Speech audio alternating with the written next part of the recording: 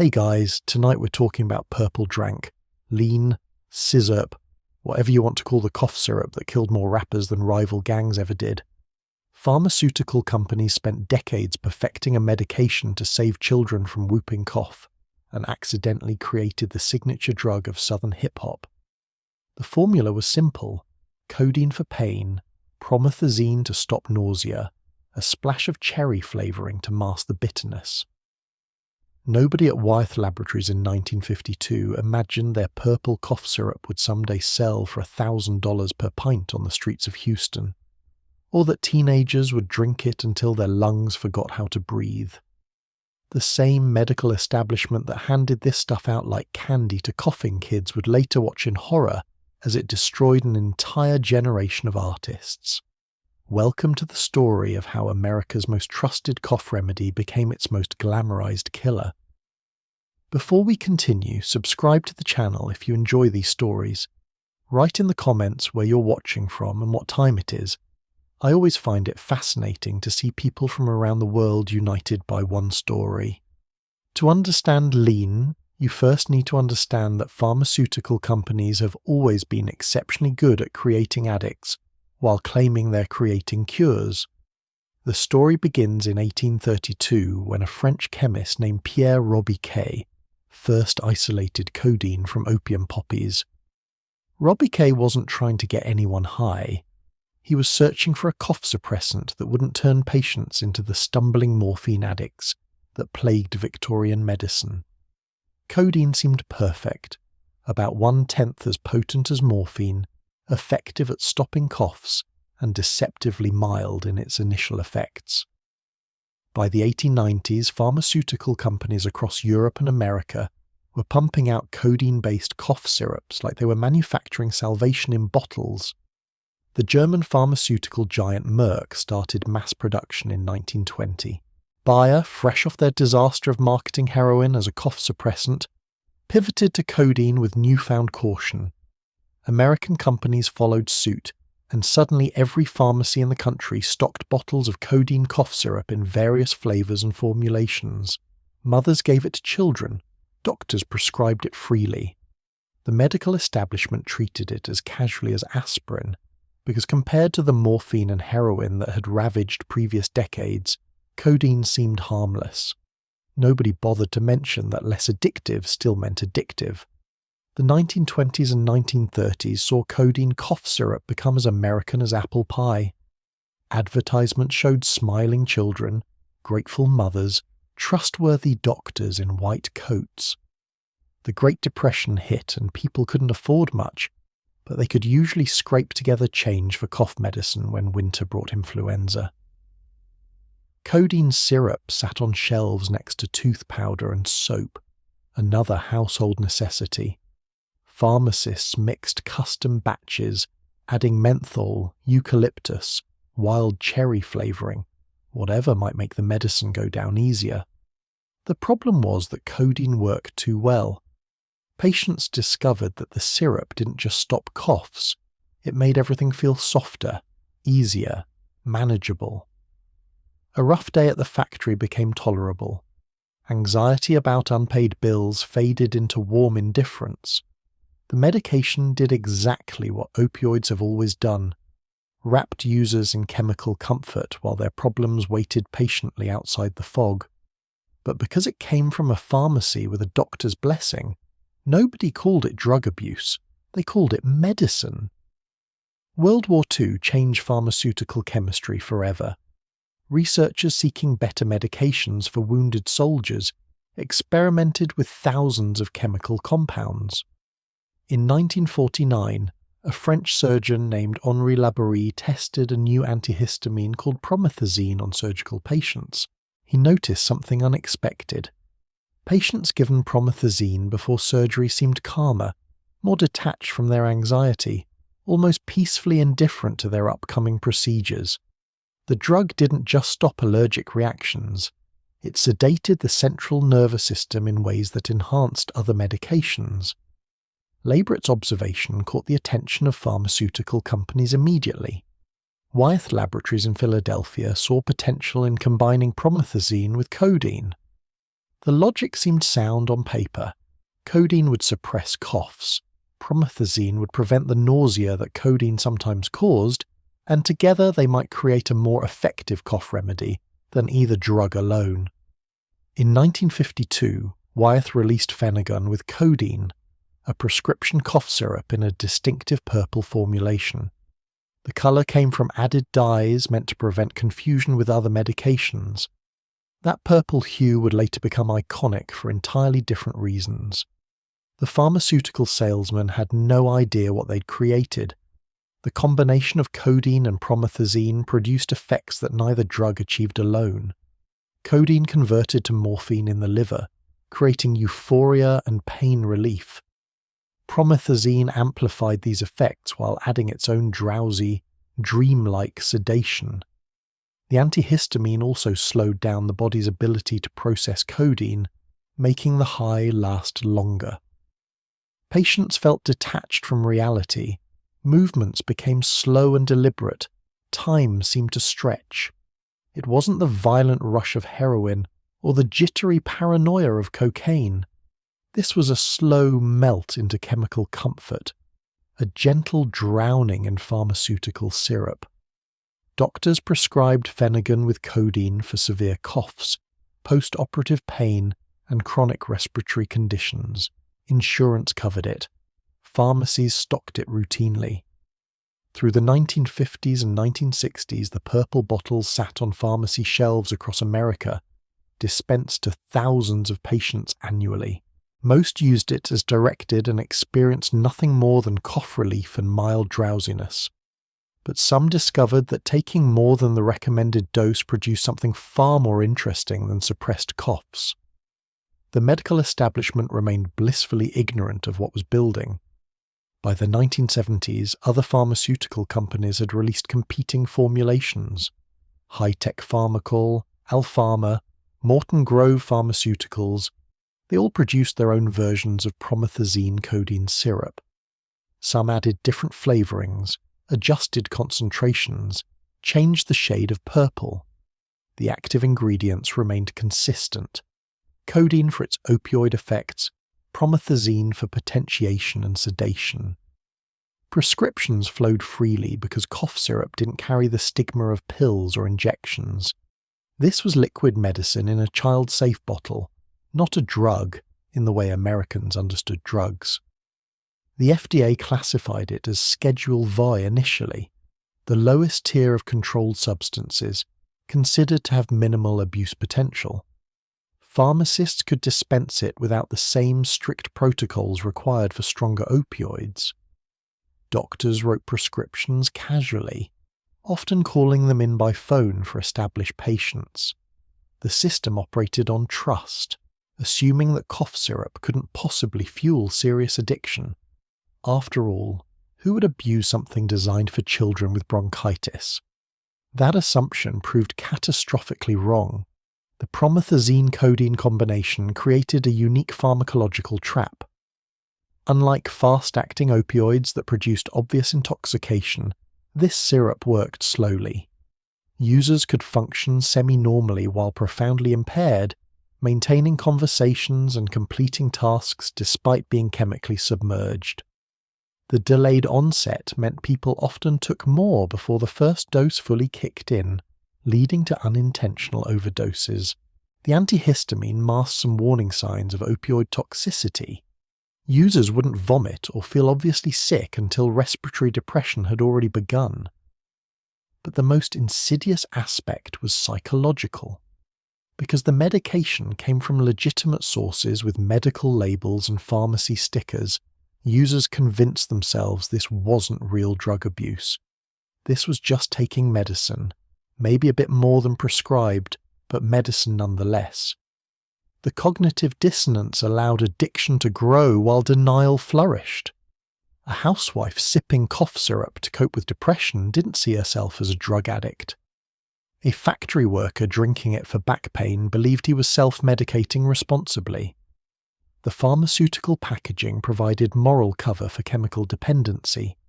Through the 1970s and early 1980s, sporadic reports emerged about promethazine codeine abuse.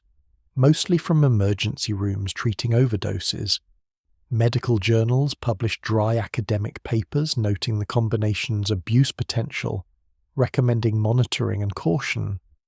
These warnings gathered dust in medical libraries while prescriptions continued flowing.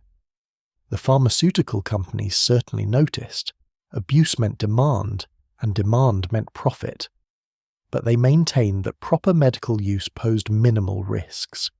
Any abuse represented patient failure, not product design. The irony was perfect. Pharmaceutical chemists had spent decades refining the ideal cough suppressant, effective enough to stop symptoms, palatable enough for patients to take willingly, legal enough to distribute widely. They'd succeeded beyond their wildest projections. The promethazine-codeine combination worked exactly as designed. It just worked too well. The medication didn't merely suppress coughs, it suppressed everything, wrapping users in pharmaceutical numbness that felt safer than facing reality. Nobody at Wyeth or any other company imagined their creation sitting in pharmacy shelves like a loaded gun waiting for the right culture to come along and pull the trigger. They couldn't foresee Houston in the 1990s, couldn't predict DJ Screw or styrofoam cups, couldn't imagine their purple cough syrup becoming synonymous with southern hip-hop. The pharmaceutical industry had created a time bomb, set the timer, and walked away convinced they'd done nothing but help people breathe easier. The purple liquid sat in bottles across America for 4 decades, prescribed to millions, abused by thousands, mostly ignored by everyone else. It waited patiently for someone to recognize its potential beyond medicine, to see not a cough suppressant but a lifestyle, not a treatment but a culture. The transformation wouldn't happen in corporate laboratories or medical schools. It would happen in the streets of Houston's 3rd Ward, where music moved as slowly as the drug made time feel, where double cups and candy would turn pharmaceutical error into cultural phenomenon. The chemists had formulated it. The doctors had prescribed it. The pharmacies had stocked it. Now all that remained was for someone to claim it, to transform prescription medicine into something the pharmaceutical industry never intended and could never control. That moment was coming, building with the inevitability of chemical reactions, waiting for the perfect combination of place, culture, and desperation. The purple syrup sat on shelves, innocent and medicinal, while history prepared to twist it into something far darker. Houston's South Side in 1990 looked nothing like the rest of America's hip-hop landscape. While East Coast rappers battled over boom-bap beats and West Coast gangster rap dominated MTV, the 3rd Ward and South Park neighborhoods were developing something entirely different. The heat there didn't just make people sweat. It made time itself feel slower, thicker, like moving through humid air required extra effort. Kids grew up in neighborhoods where oil refineries pumped toxins into the sky and opportunity pumped out through rusted pipes. The city's rap scene existed in relative obscurity, ignored by major labels hunting for the next NWA or Wu-Tang Clan. Robert Earl Davis Jr. understood Houston's rhythm better than anyone. Born in 1971, he grew up watching the city's black neighborhoods struggle through crack's devastation, while white Houston pretended the crisis didn't exist. By his teenage years, Davis had discovered 2 things that made sense of the chaos: DJ equipment and promethazine-codeine cough syrup. Friends called him Screw because of his habit of slowing down records manually, dragging the tempo until familiar songs became unrecognizable. The technique wasn't sophisticated initially, just a kid messing with turntables in his mother's house, experimenting with pitch controls and playback speeds. But something clicked when he started slowing tracks while sipping syrup. The codeine hit his bloodstream and suddenly the slowed music wasn't just a gimmick, it was a perfect sonic representation of the high itself. Every beat stretched into infinity. Lyrics that normally flew past became distinct and weighty. The music moved at the exact speed that reality moved when promethazine and codeine combined in his liver. Screw realized he'd stumbled onto something profound. He was making music for a specific altered state of consciousness, creating soundtracks for pharmaceutical euphoria. By 1990, Davis started producing mixtapes in earnest. He'd take popular rap songs, mostly Southern artists like UGK, Ghetto Boys and 8-Ball and MJG, and transform them through his chopped and screwed technique. Chopping meant cutting and repeating phrases, making rappers stutter over their own words. Screwing meant slowing everything down to roughly 60 beats per minute, half the tempo of normal hip-hop. The combination created music that sounded like it was drowning, like listening to rap through water or thick syrup. Word spread through South Park about the kid making these bizarre, addictive tapes. DJ Screw didn't sell his mixtapes in stores. He sold them from his apartment, directly to customers who heard about him through word of mouth. $5 bought a cassette tape with a handwritten track list, usually featuring freestyles from local rappers, interspersed with screwed versions of popular songs. The production quality was rough, tape hiss, uneven volumes, tracks that ran into each other without clean transitions. None of that mattered because Screw's tapes weren't about polish. They were about capturing a specific feeling, a particular state of mind that existed nowhere else in American music. The screwed-up clique formed organically around Davis. Local rappers and friends who hung around his apartment became his unofficial crew. Fat Pat, Big Hawk, Big Mo, Lil Kiki, and dozens of others cycling through his home studio. They'd freestyle over slowed beats while passing around styrofoam cups filled with purple liquid. The cups became part of the aesthetic immediately, double-stacked for insulation, filled with Sprite or Big Red soda, cough syrup, and Jolly Rancher candies for sweetness. Nobody needed to explain the connection between the music and the drug. The relationship was obvious. Sipping syrup while listening to DJ Screw's tapes created a feedback loop of reinforcement. The music sounded better when high, and getting high made the music seem essential. Fans discovered that regular tempo rap felt jarringly fast after spending hours in Screw's slowed-down world. Coming down from codeine while listening to normal speed music created psychological discomfort, an itch that could only be scratched by either sipping more syrup or putting on another Screw tape. The addiction wasn't just chemical, it became cultural, aesthetic, almost spiritual. By 1992, DJ Screw had released dozens of mixtapes with names that reflected Houston's street culture. June 27th, Lean In on a Switch, Syrup and Soda. The dates commemorated specific freestyle sessions, marking moments when particular rappers had gathered in his apartment to record. These tapes circulated through Houston's black neighborhoods like underground currency. People traded them, copied them, played them at parties and in cars cruising down Martin Luther King Boulevard. The slowed tempos made Houston's already laid-back culture even more deliberate, turning the city into a place where rushing seemed culturally inappropriate. The syrup drinking intensified alongside the music's popularity. What started as casual experimentation became systematic ritual. Measurements mattered. Too little syrup meant minimal effects.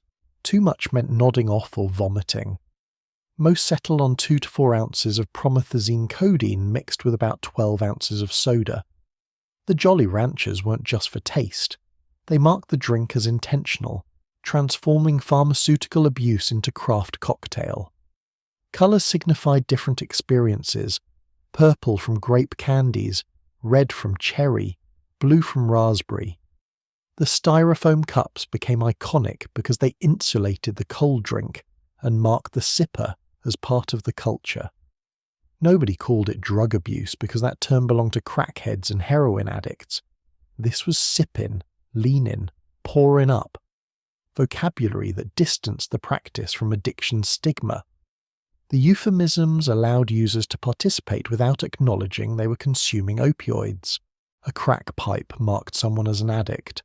A styrofoam cup marked someone as hip, connected, authentically Houston. The linguistic gymnastics let people lie to themselves while their tolerance built and dependency strengthened. DJ Screw's influence spread beyond music into Houston's entire cultural identity. The way people moved changed, slower, more deliberate, almost liquid. Fashion shifted toward baggier clothes that complemented the syrup's relaxed aesthetic. Even speech patterns slowed, words dragging just slightly, mimicking the music's tempo. Houston was creating its own parallel culture, distinct from anything happening in New York or Los Angeles, built around a pharmaceutical product most of America still considered children's medicine. Fat Pat became one of the first screwed-up clique members to achieve wider recognition. His 1998 album, Throwed Into Game, featured tracks celebrating syrup culture explicitly, with production that stayed true to Screw's slowed aesthetic. Big Mo followed with songs that treated codeine like a romantic partner, his deep voice gliding over molasses-thick beats. These artists weren't warning about drug abuse, they were celebrating it, making it sound desirable, cool, essential to Houston's identity. The city's legitimate rap scene struggled with the association. Some Houston artists wanted mainstream success and knew that major labels wouldn't embrace music about prescription drug abuse. Others leaned into it, recognizing that DJ Screw's movement represented Houston's most authentic contribution to hip-hop culture. The tension created divisions. Artists who screwed their music versus those who maintained traditional tempos, rappers who referenced syrup versus those who avoided the topic entirely. But DJ Screw's influence proved impossible to escape. By 1996, his apartment had become a pilgrimage site for Houston's hip-hop community.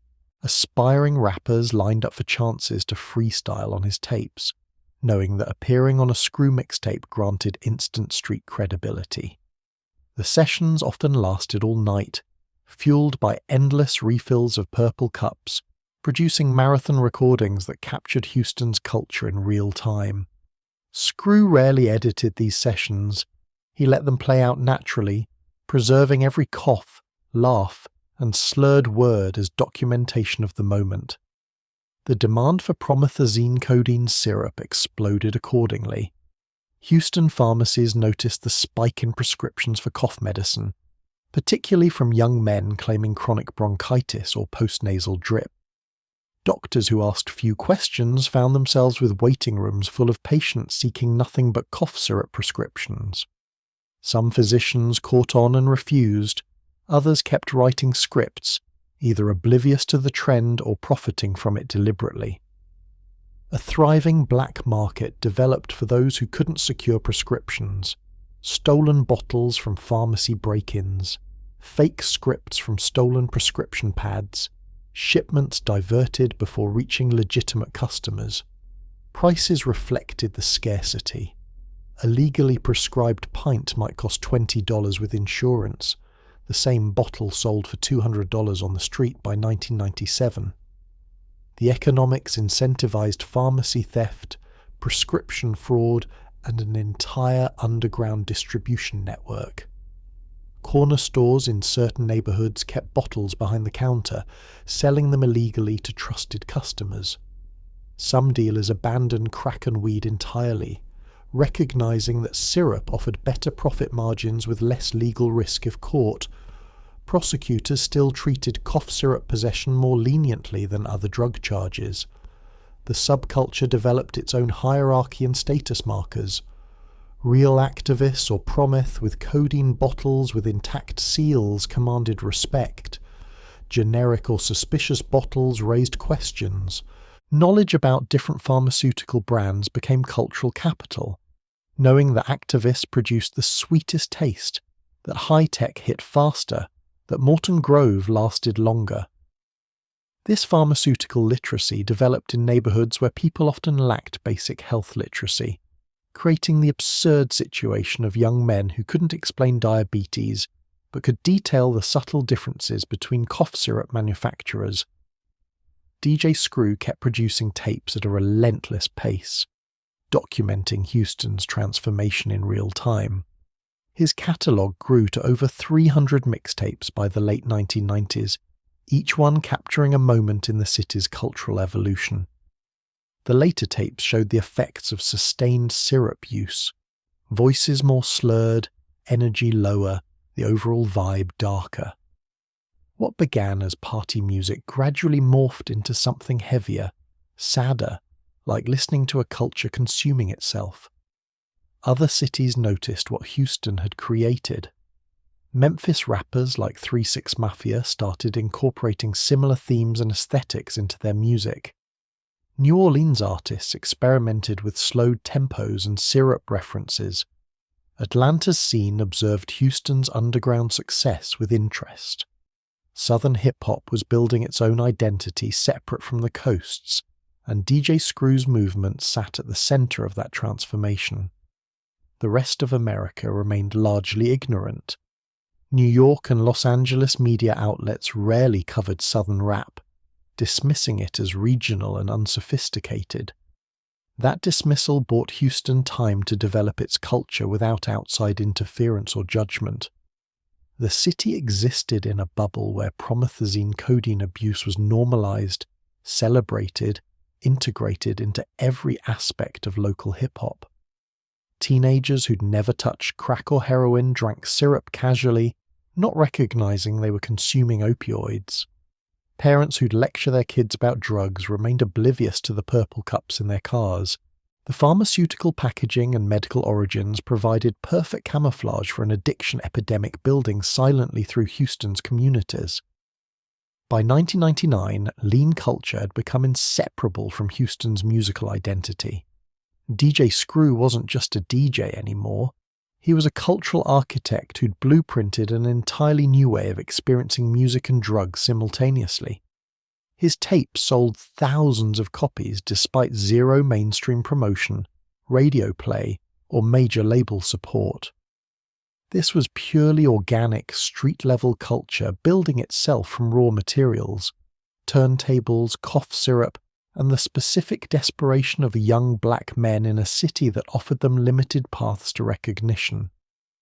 The movement had created its own ecosystem, music that enhanced the high, drugs that made the music essential, fashion that signaled belonging, vocabulary that masked addiction, rituals that transformed pharmaceutical abuse into cultural practice. Every element reinforced the others, making the culture incredibly difficult to escape once someone entered. Quitting syrup meant abandoning the music, the friends, the identity itself.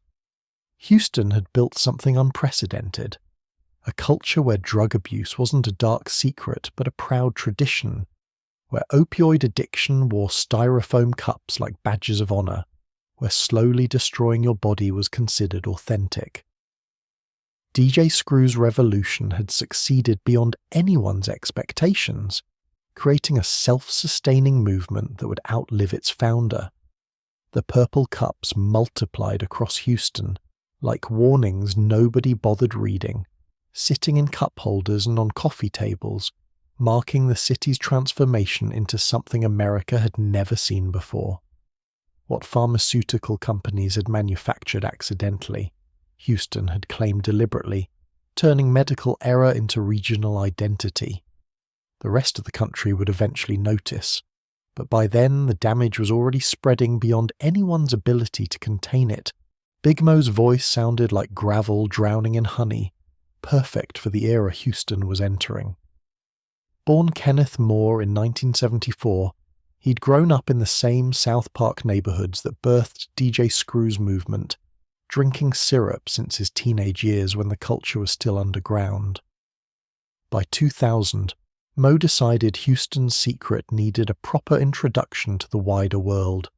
His album City of Syrup dropped that year with zero apologies, zero metaphors, zero attempts to disguise what he was celebrating. The title track opened with Mo literally explaining how to mix the drink, what brands to use, proper ratios and techniques. This wasn't subtle drug reference rap. This was an instruction manual set to music. The album became Houston's unofficial anthem almost immediately. Track after track glorified promethazine codeine with the kind of devotion usually reserved for romantic partners or religious experiences. Purple Stuff described the high in explicit detail, making syrup sound like the answer to every problem existence could present. Bar Baby name-dropped specific pharmaceutical brands, turning companies like Bar National into household names within hip-hop circles. Major labels had rejected Mo repeatedly, industry executives calling the content too regional, too explicit about drug use, too unmarketable to mainstream audiences. They were spectacularly wrong about the last part. City of Syrup sold thousands of copies purely through Houston's streets and independent distributors. No radio play, no music videos on MTV, no promotional budget beyond word of mouth. The album moved because it captured exactly what Houston's youth culture had become, giving voice to a movement that mainstream media pretended didn't exist. Mo's lyrics celebrated the lifestyle without glamorizing consequences, painting syrup use as normal as drinking coffee, just another way to get through days that offered little else to look forward to. 3-6 Mafia in Memphis had been watching Houston's evolution with keen interest. The Tennessee group had built their career on horrorcore imagery and devil worship references, but they recognized something powerful in Houston's syrup culture. Their 1999 track, Sippin' on Some Syrup, became an instant underground classic, connecting Memphis to Houston's movement with explicit lyrics about pharmacy robberies and codeine highs. DJ Paul and Juicy J delivered verses that treated lean like it was simultaneously dangerous and irresistible, acknowledging risks while celebrating the high with equal enthusiasm. The song's hook became permanently embedded in Southern hip-hop consciousness, a simple, repetitive celebration of sipping that teenagers from Texas to Tennessee could recite perfectly. 3-6. Mafia understood what Big Mo understood. This wasn't music for everyone, but for those living the lifestyle, these tracks were anthems that validated their choices and normalized their addiction. The group followed up with Sipping on Some Sizzurp variations across multiple albums, each iteration making syrup culture more explicit and more celebratory.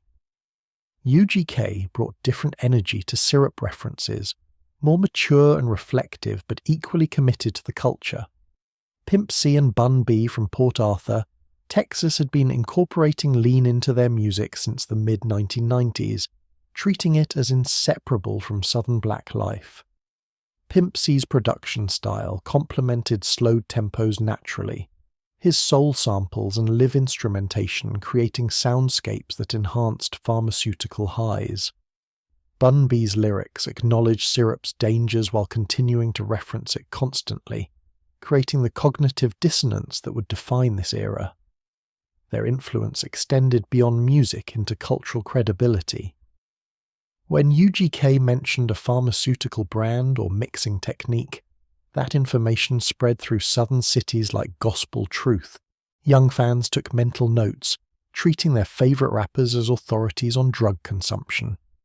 The educational aspect was unintentional but undeniable. Hip-hop had become the primary source of information about promethazine codeine for an entire generation. The economic implications escalated rapidly. Houston pharmacies reported increasing break-ins targeting cough syrup specifically, thieves bypassing expensive pills to steal bottles of purple liquid. A pharmacy in 3rd Ward got hit 3 times in 2 months during 2000, each time losing only promethazine codeine inventory. Security footage showed thieves who knew exactly where to look, heading straight for specific shelves and grabbing armfuls of bottles before fleeing. These weren't random robberies. This was targeted theft by people who understood the street value of what they were taking. Prescription fraud evolved into an art form. Stolen prescription pads from doctors' offices flooded Houston's black market. selling for hundreds of dollars each. Forgers got sophisticated, learning to replicate specific doctors' signatures and prescription formats that pharmacists wouldn't question. Some addicts became experts at doctoring legitimate prescriptions, changing quantities from 1 pint to 3, altering refill numbers, modifying dosage instructions. Pharmacists who caught these fakes reported them, but many slipped through, especially at understaffed chains where overwhelmed employees lacked time for thorough verification.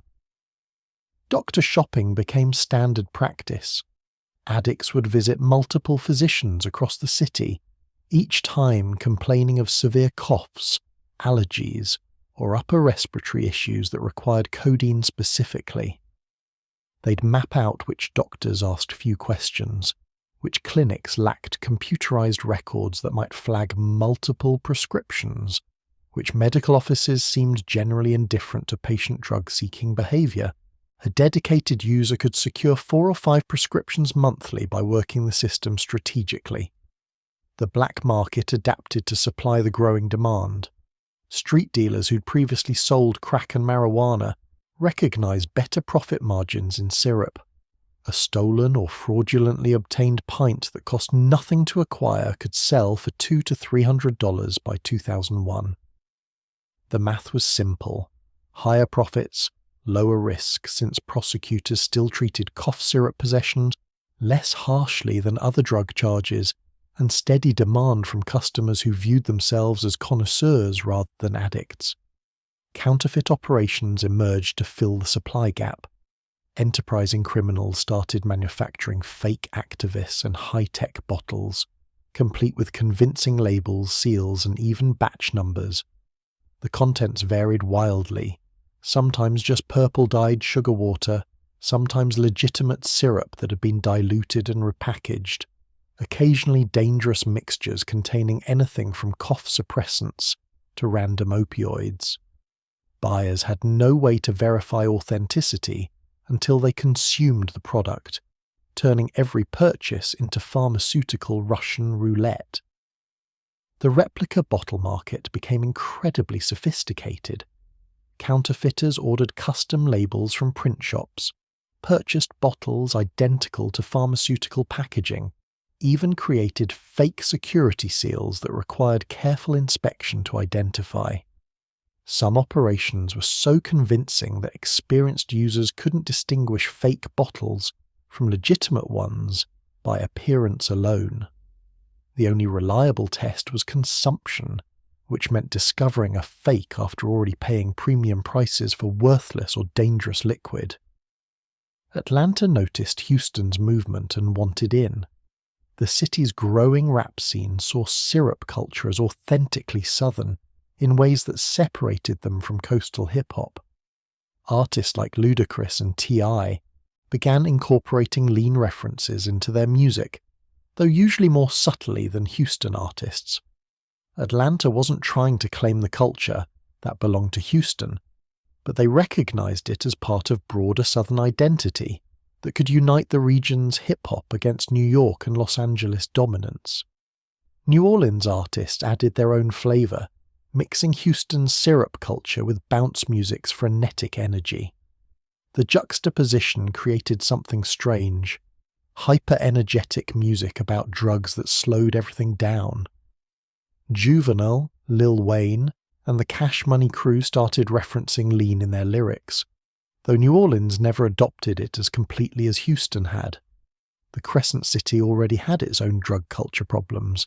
Syrup just became another option in an already crowded marketplace of self-destruction. The spread created regional variations. Memphis focused on darker, more sinister interpretations of lean culture. Atlanta treated it as aspirational luxury. New Orleans mixed it with existing drug culture casually. But Houston remained the undisputed capital, the place where syrup wasn't just mentioned but lived, where the culture had originated and continued evolving. Other cities could borrow elements, but they couldn't claim ownership. Marketing responded to hip-hop's embrace with surprising speed. pharmaceutical companies officially condemned the recreational use while watching profits from promethazine codeine prescriptions increase dramatically. They released statements about proper medical usage, urged doctors to be cautious with prescriptions, warned pharmacists about theft and fraud. None of these warnings included reducing production or changing formulations that made abuse attractive. The moral posturing cost nothing while sales climbed steadily. Styrofoam cup imagery proliferated across Southern hip-hop's visual aesthetic. Album covers featured purple drinks prominently. Music videos showed artists holding double cups without bothering to hide contents. Merchandise incorporated cup graphics and purple colour schemes that signalled affiliation with lean culture. The symbolism became so ubiquitous that simply holding a styrofoam cup in certain contexts implied syrup consumption, even if the cup contained only soda. The contradiction at the movement's heart grew impossible to ignore. Artists who'd lost friends to overdoses continued releasing songs celebrating the same drug that killed them. Rappers who'd been hospitalized for syrup-related health issues recorded verses about mixing new batches immediately after discharge. The cognitive dissonance was stunning. Warning and glorification existed simultaneously, often within the same song or even the same verse. Pimp C would rap about syrup's dangers in one line and celebrate sipping in the next, creating messages so mixed that listeners could interpret them however they wanted. This ambiguity served the culture perfectly. Artists could claim they were warning youth while actually making drug abuse sound appealing. The warnings functioned like legal disclaimers, covering artists against criticism, while the celebratory content did the real cultural work. Nobody listened to UGK or 3-6 Mafia to hear drug warnings. They listened to hear their lifestyle validated and their addiction normalized. Young fans missed the warnings entirely. They heard established artists, successful rappers with money and fame, talking about syrup constantly, and concluded that lean must be a pathway to that success rather than an obstacle. The association between hip-hop achievement and drug use became so ingrained that many believed you couldn't be authentically Southern without sipping. Teenagers assumed syrup was safer than other drugs because their favourite rappers survived years of use, not realising they were only hearing from survivors. The dead couldn't release posthumous warnings. Radio stations in southern markets faced impossible choices. Play the hits that explicitly reference drug abuse, or ignore the region's most popular music entirely. Most chose compromise, playing radio edits where syrup became stuff, or verses got muted during pharmaceutical references. These edits fooled nobody since fans knew the real lyrics, but they allowed stations to maintain plausible deniability about promoting drug use while capitalizing on Southern rap's growing commercial success. Major labels started paying attention as independent sales numbers proved Southern rap's commercial viability. But they wanted the sound without the content, asking artists to tone down drug references for mainstream audiences. Some artists complied, creating sanitized versions for major label releases. Others refused, maintaining that removing syrup references would strip their music of authenticity. The tension revealed how central lean had become to Southern hip-hop's identity. It wasn't incidental content that could be edited out. It was foundational. By 2002, lean culture had escaped Houston's control entirely. The city had birthed it, but now it belonged to the South broadly, referenced across multiple states by dozens of artists with varying degrees of authenticity. Some had lived the lifestyle for years, others mentioned it for credibility without serious involvement. The culture had become commodified even as actual addiction destroyed lives behind the scenes. The glamorization reached its peak with few understanding, the cost still hidden below the surface. Artists appeared in videos looking healthy, successful, living proof that syrup use was compatible with achievement. What cameras didn't show were the hospitalizations between shoots, the withdrawal symptoms on tour, the increasing desperation as tolerance demanded higher doses. The public narrative painted lean as cool and manageable. The private reality told different stories that wouldn't emerge until bodies started dropping. Houston's streets grew littered with empty bottles and styrofoam cups, physical evidence of culture that had consumed an entire generation. Pharmacies installed security cages around cough medicine sections, treating legitimate inventory like precious metals requiring fortification. Doctors grew paranoid about prescription requests, suspecting every cough might be faked. Law enforcement noticed the trend but lacked resources or political will to address it meaningfully. Cough syrup abuse didn't generate the moral panic that crack had, and most prosecutors considered it low priority compared to violent crime. The movement had achieved everything DJ Screw's underground tapes promised and more. Southern hip-hop had created its own identity distinct from coastal dominance. Artists had found commercial success on their own terms. Houston's culture had spread across the region, claiming territory and respect. Lean had become synonymous with Southern authenticity in ways that made it nearly impossible to separate the music from the drug. But success built on pharmaceutical foundations rarely sustains. The warnings threaded through celebratory lyrics were about to become obituaries. The artist who'd normalized codeine abuse would soon learn that fame offered no immunity to opioid addiction's mathematics. The purple cups would keep circulating, but they'd start carrying names of the dead. The glamorization era was ending, though nobody realized it yet. The bills were coming due, and lean's most prominent advocates would be the first to pay. Understanding what lean actually does requires stripping away the purple mystique and examining cold pharmacology. Codeine enters the bloodstream through the stomach lining, travels directly to the liver where an enzyme called CYP2D6 goes to work. This enzyme transforms codeine into morphine through a process called odamethylation, essentially rebuilding the molecular structure into something far more potent. About 10% of ingested codeine becomes morphine within an hour, flooding the brain with opioid signals that weren't there moments before. The transformation happens silently, invisibly, turning cough medicine into something chemically identical to what Civil War soldiers got addicted to after battlefield surgeries. Morphine molecules cross the blood-brain barrier easily, seeking out opioid receptors clustered throughout the central nervous system.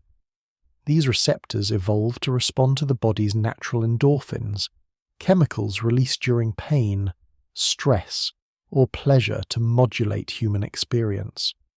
Morphine fits these receptors perfectly, like a master key opening locks throughout the brain.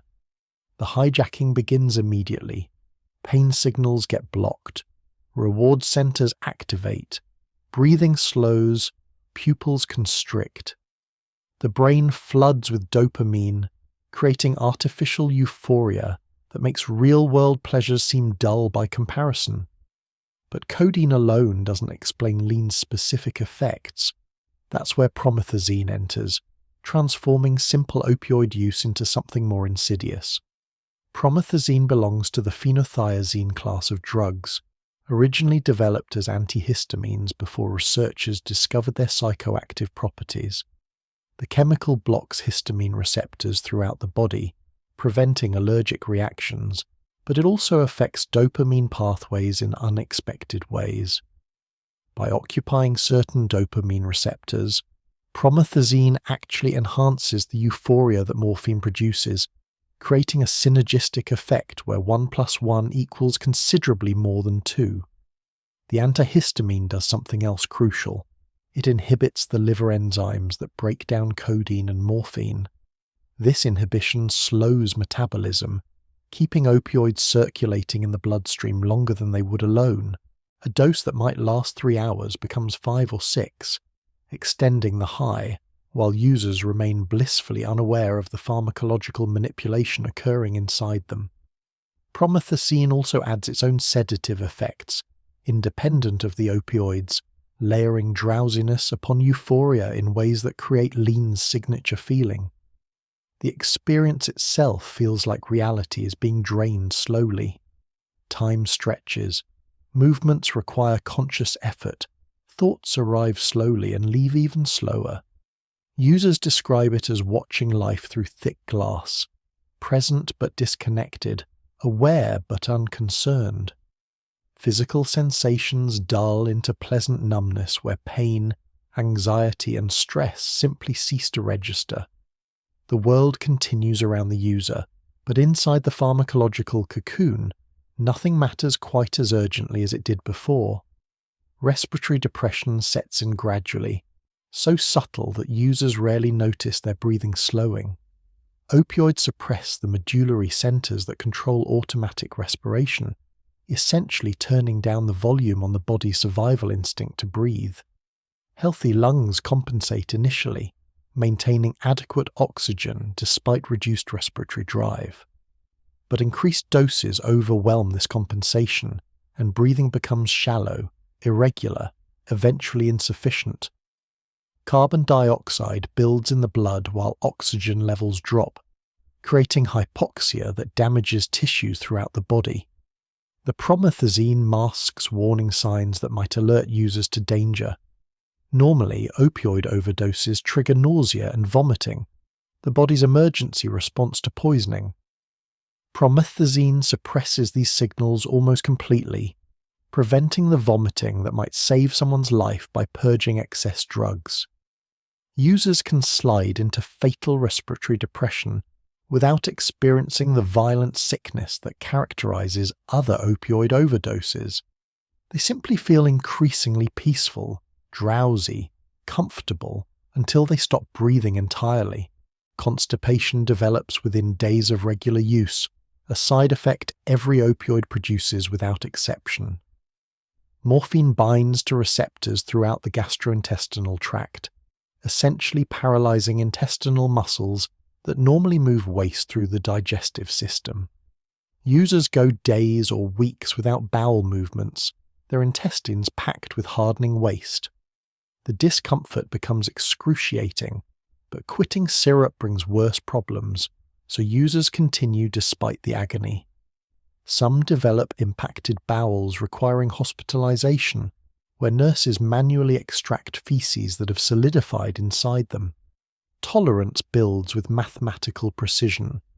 The brain recognizes foreign molecules flooding opioid receptors and responds by reducing receptor sensitivity and producing fewer natural endorphins.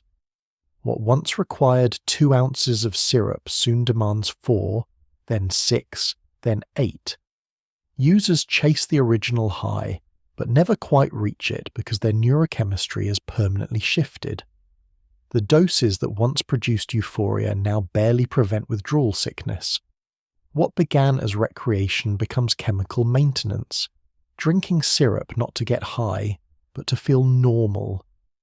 The addiction trap closes faster than most drugs because of promethazine's potentiation effects. Users assume they're taking relatively small amounts of codeine, not realizing the antihistamine makes those amounts function like much larger doses. They build tolerance to enhanced effects, requiring constantly escalating quantities just to maintain baseline. Within months, casual users find themselves consuming amounts that would kill opioid-naive individuals. Their bodies adapted to pharmaceutical levels never intended by manufacturers. Withdrawal symptoms arrive with vicious intensity once physical dependence establishes. Missing doses triggers flu-like misery multiplied by psychological torment. Sweating, shaking, vomiting, diarrhea, muscle pain, bone-deep cold. The symptoms peak around 72 hours after last use, creating suffering so intense that users will do anything to make it stop.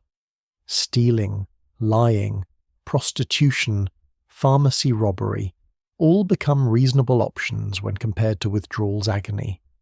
The physical symptoms eventually fade, but psychological cravings persist for months or years. The sugar content in mixed drinks adds another dimension to lean's pharmacology.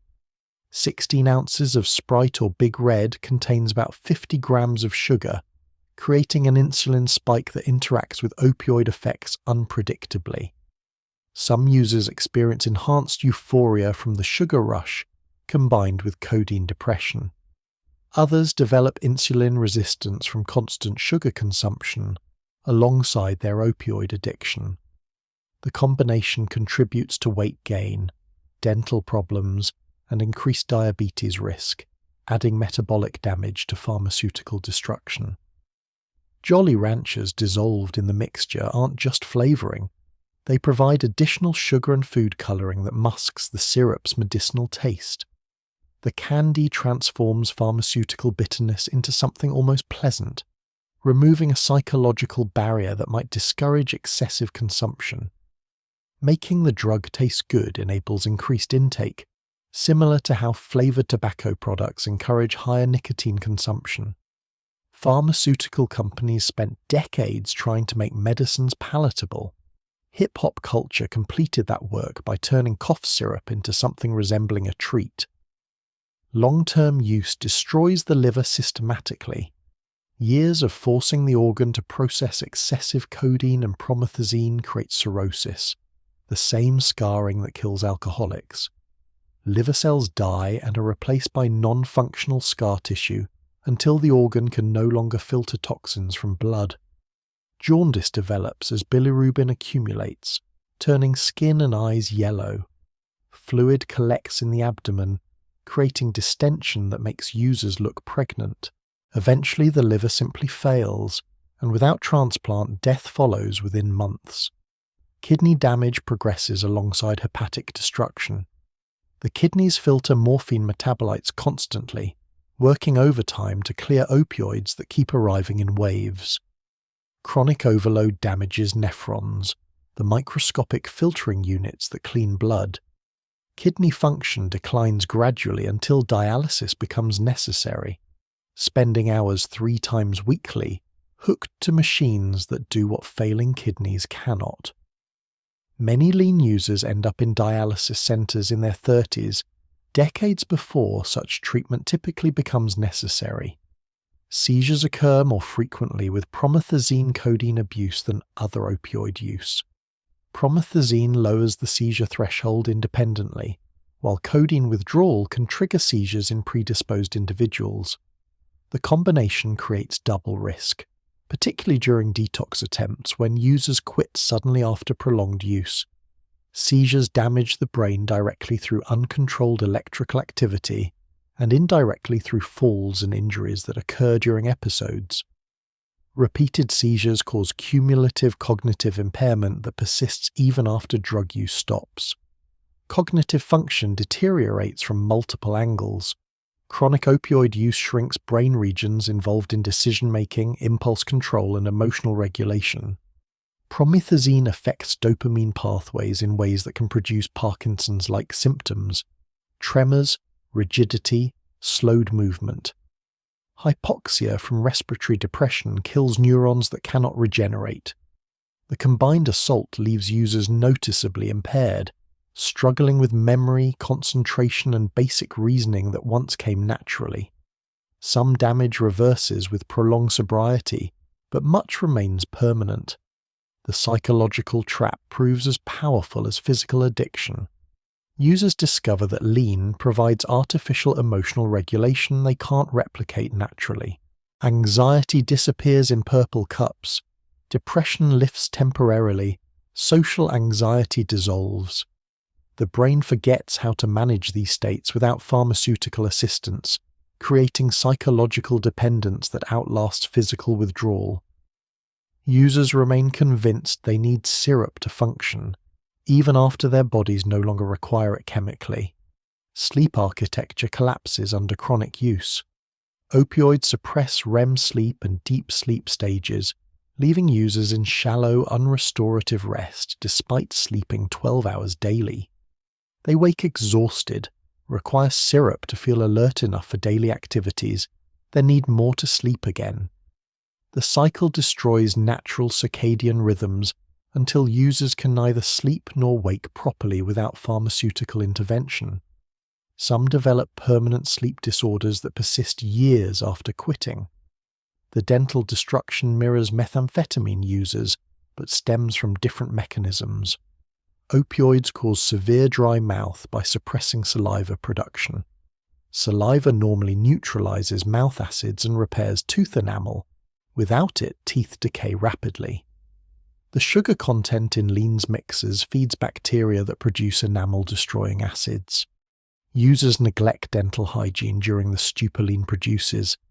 Within years, teeth rot and fall out, requiring extensive dental work few can afford.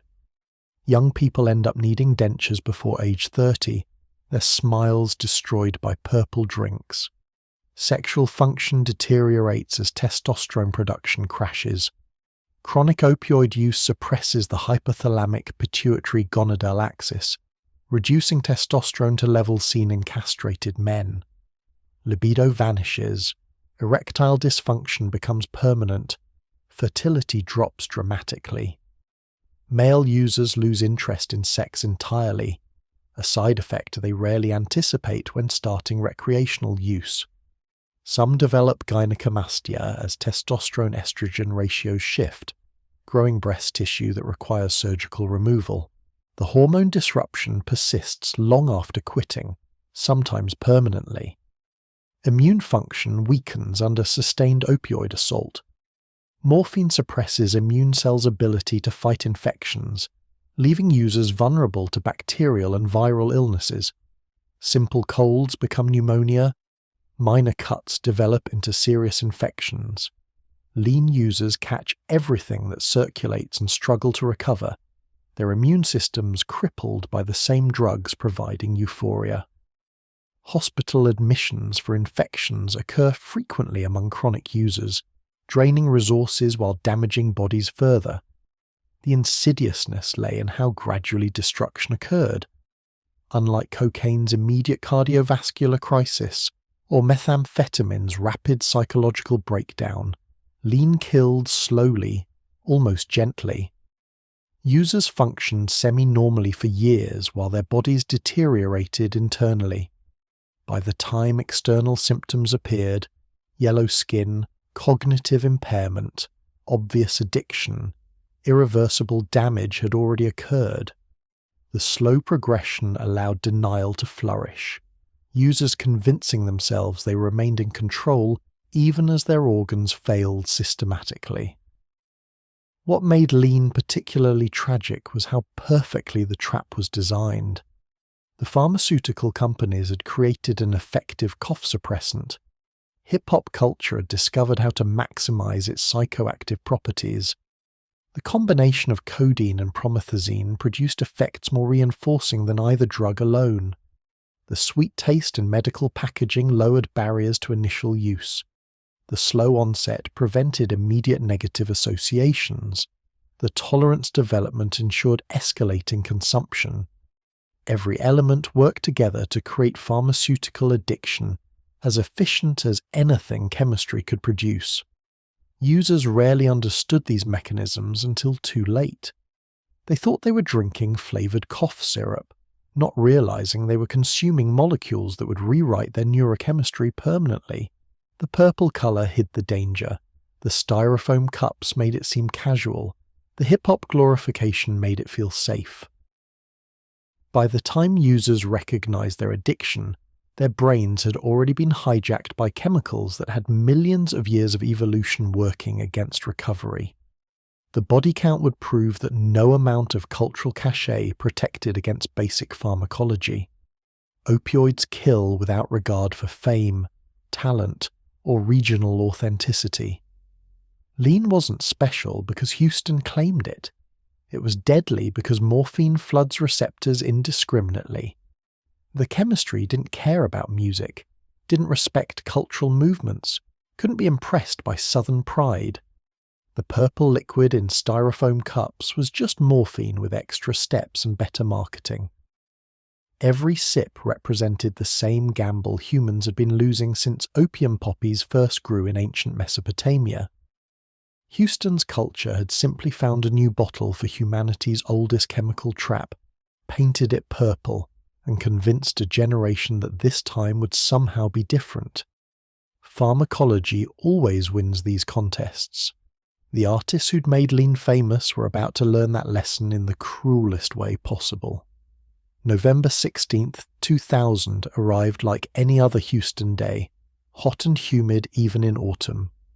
Robert Earl Davis Jr. spent the evening at his apartment studio on the southwest side, recording another mixtape with friends cycling through as usual.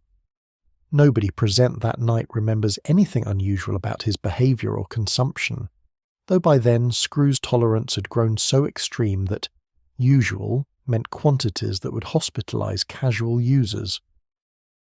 He finished the session around midnight, told everyone he needed sleep, and retreated to his bedroom. Friends assumed he'd emerge hours later ready for another marathon recording session. They found him the next afternoon still in bed, unresponsive and cold. DJ Screw was 29 years old. The Harris County Medical Examiner's report listed codeine overdose as the primary cause of death, with additional mentions of other substances in his system that had combined into a fatal cocktail. The specific amounts shocked even experienced users. Screw had consumed enough opioids to stop breathing in his sleep, his respiratory system simply giving up, while unconsciousness prevented any chance of intervention. The toxicology report became a grim blueprint of how Houston's underground king had died. Too much syrup, mixed with too many other depressants, on a body that had built tolerance for years until finally meeting a dose it couldn't survive. Houston's hip-hop community erupted in grief and denial simultaneously. Thousands attended his funeral, many clutching the same styrofoam cups that had contributed to his death. Tributes poured in from artists across the South, praising Screw's innovation and impact while carefully avoiding direct discussion of what killed him. The cognitive dissonance was immediate. People mourned his death while celebrating his legacy, and his legacy was inextricably tied to the drug that stopped his heart. Separating DJ Screw the artist from DJ Screw, the syrup advocate, proved impossible because they were the same person. The screwed-up clique members struggled most visibly with the contradiction. They'd lost their founder, their friend, their cultural architect to an overdose of the same substance they'd all glorified together. Some vowed to quit immediately, recognizing that Screw's death represented a warning they'd be fools to ignore. Others doubled down, treating continued syrup use as honoring his memory, as if consuming the drug that killed him somehow kept his spirit alive. The rationalizations grew increasingly desperate as reality clashed with identity. Big Mo fell into the latter category. If anything, Screw's death intensified his relationship with lean rather than ending it. He continued recording music that celebrated promethazine codeine, continued performing while visibly intoxicated, continued insisting that he maintained control despite mounting evidence otherwise.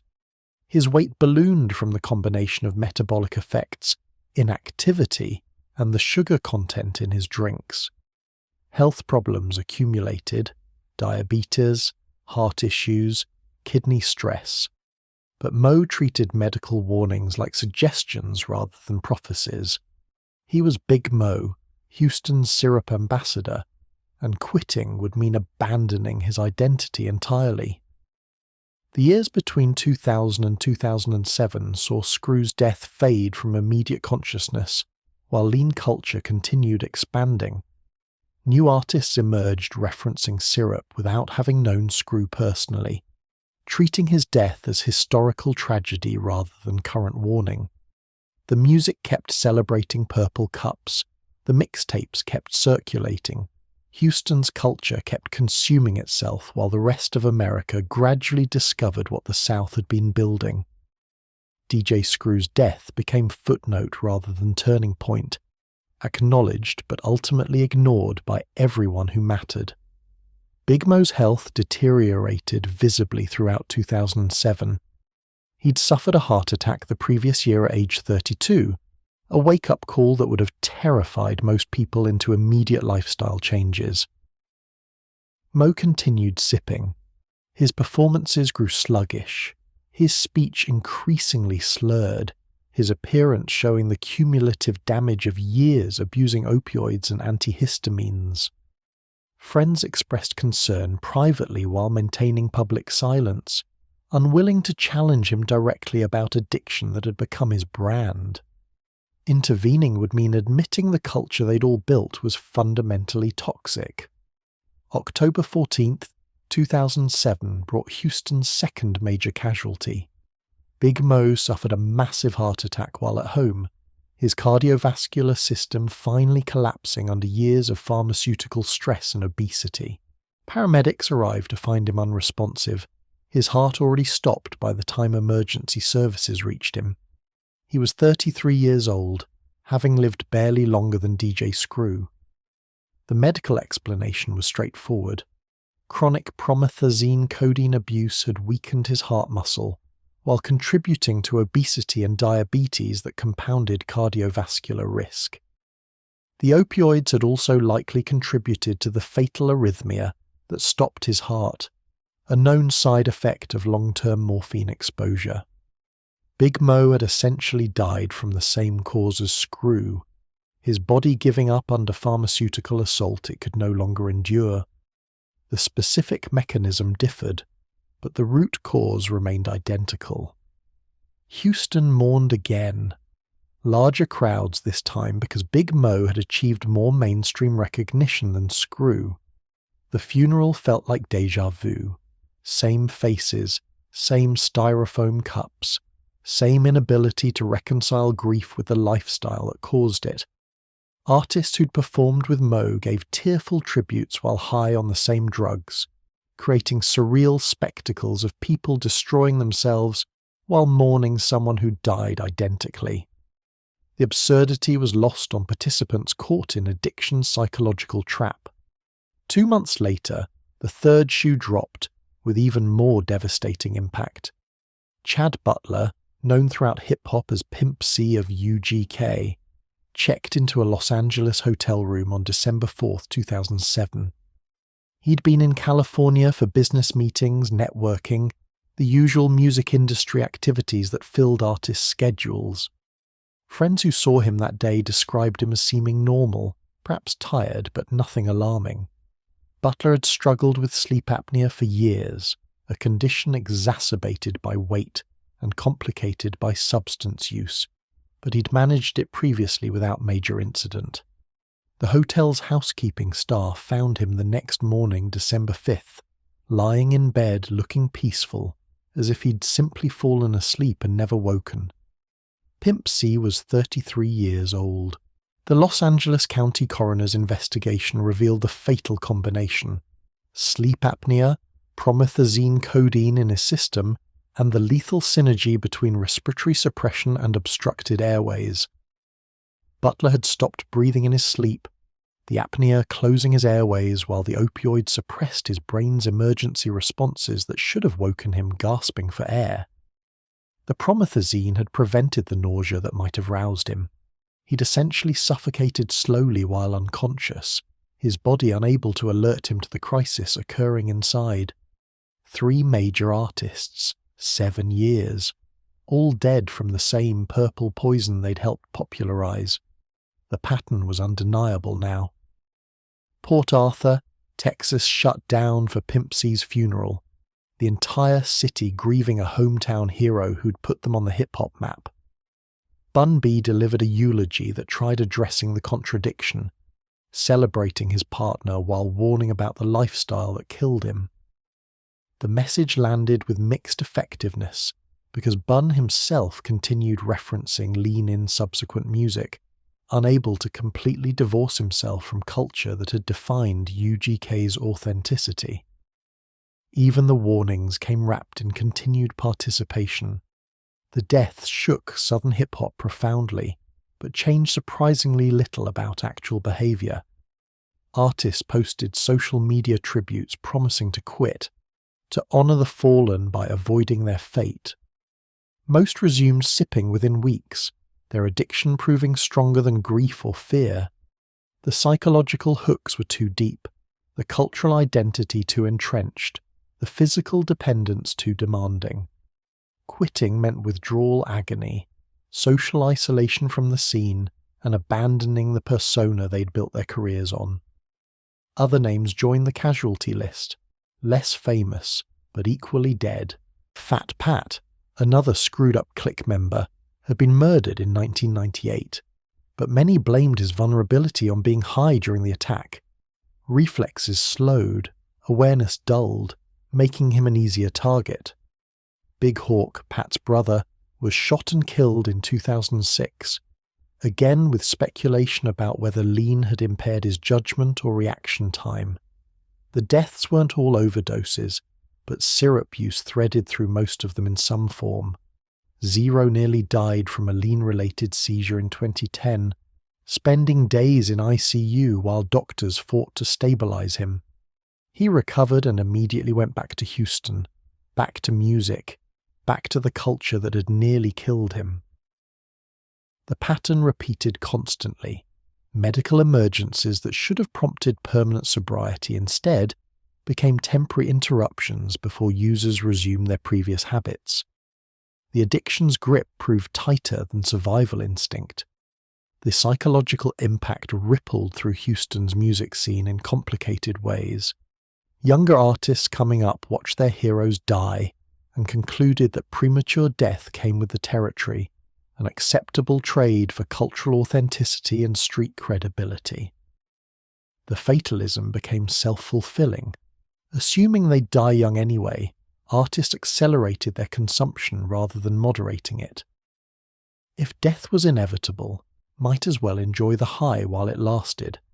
Some veterans genuinely tried quitting, checking into rehab facilities and attempting sobriety with varying success.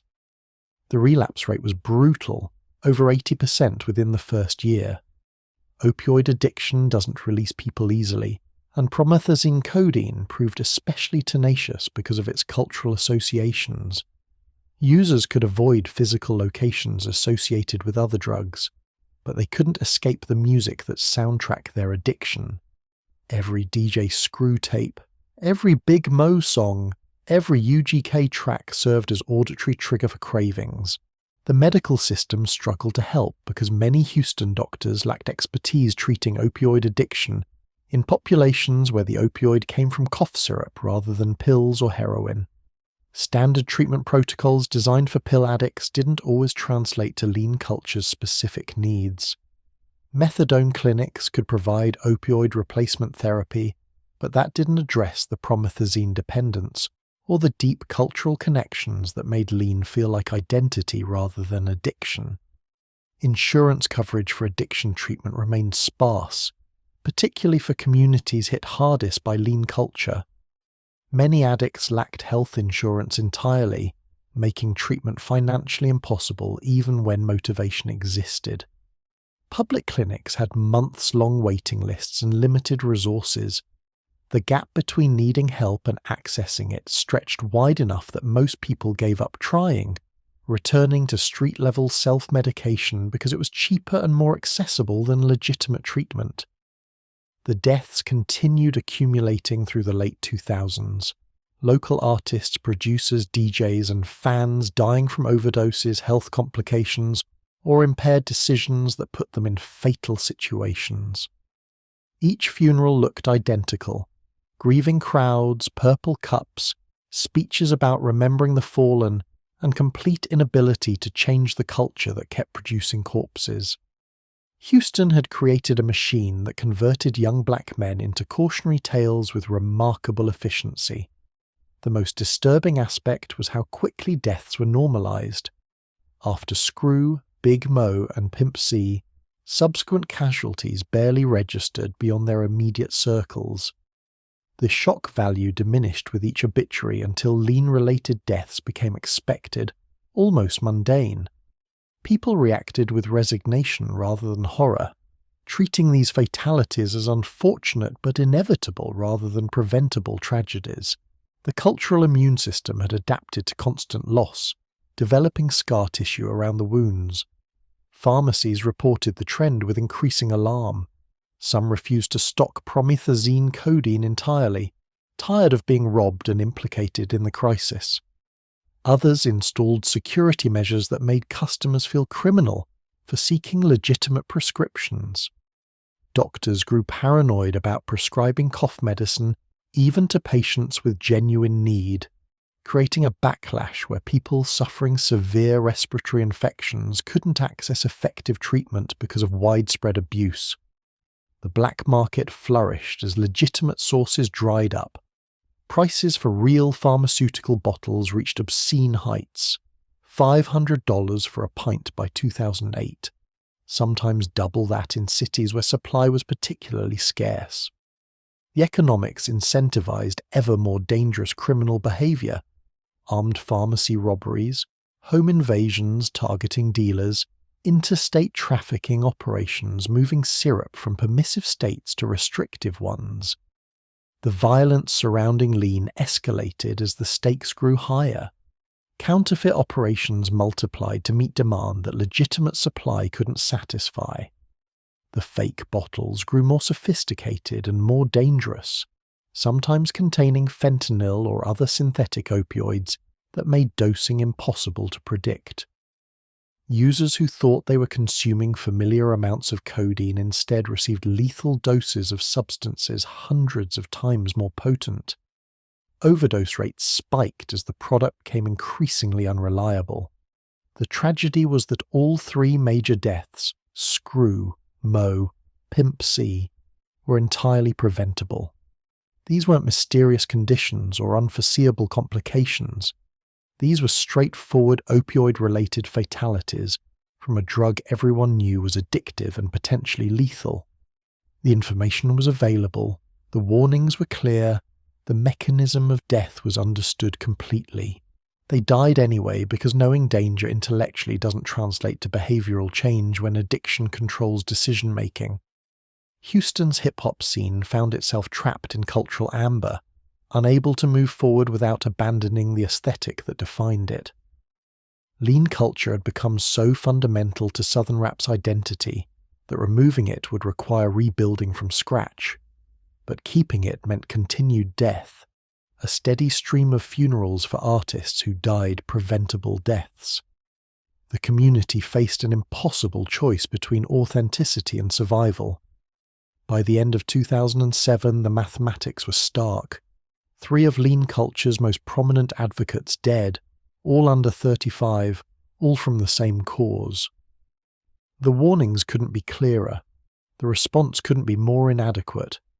Artists kept sipping, fans kept mixing drinks, and Houston kept burying its children while the purple cups multiplied in cup holders across the South. The chemistry had proven stronger than culture, and the body count was just beginning. Dwayne Michael Carter Jr. discovered lean around age 11, which says everything about how normalized the culture had become in New Orleans by the mid-1990s. Growing up in the Holly Grove neighborhood, Wayne watched older rappers and street figures sipping purple cups like it was as normal as drinking water.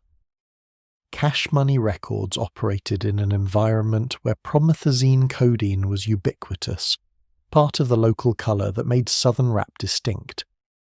By the time Wayne reached his teenage years and began recording professionally, he'd already developed a habit that would follow him for decades. His early music contained scattered lean references, but nothing like what was coming.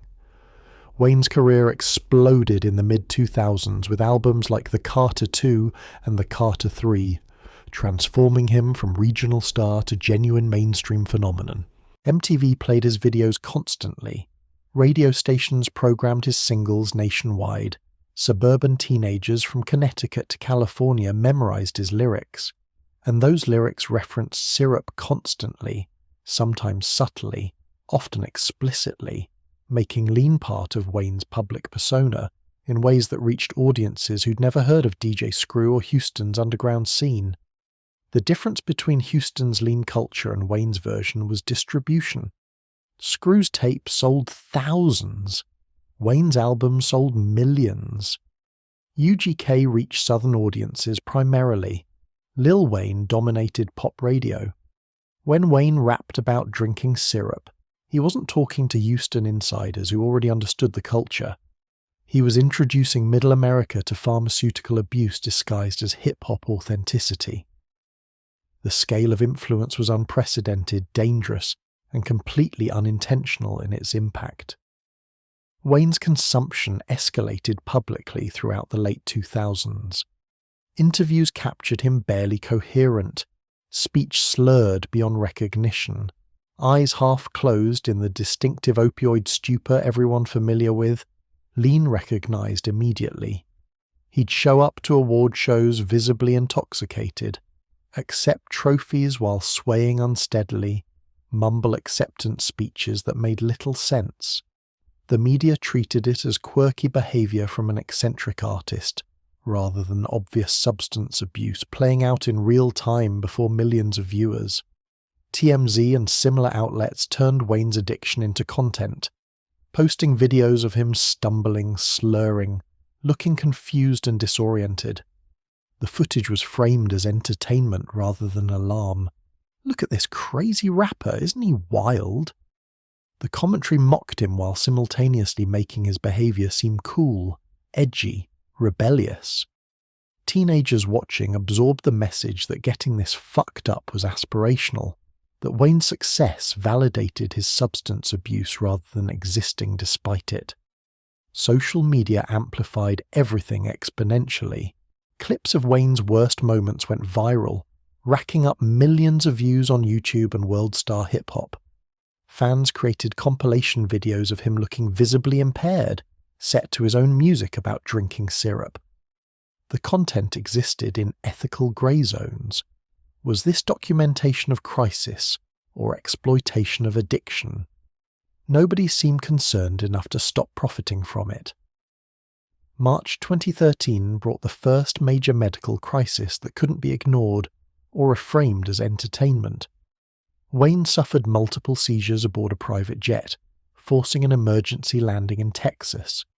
Paramedics rushed him to a hospital where doctors stabilized him after hours of crisis management. Reports emerged that he'd been found unconscious, seizing repeatedly, in critical condition from what appeared to be a severe overdose.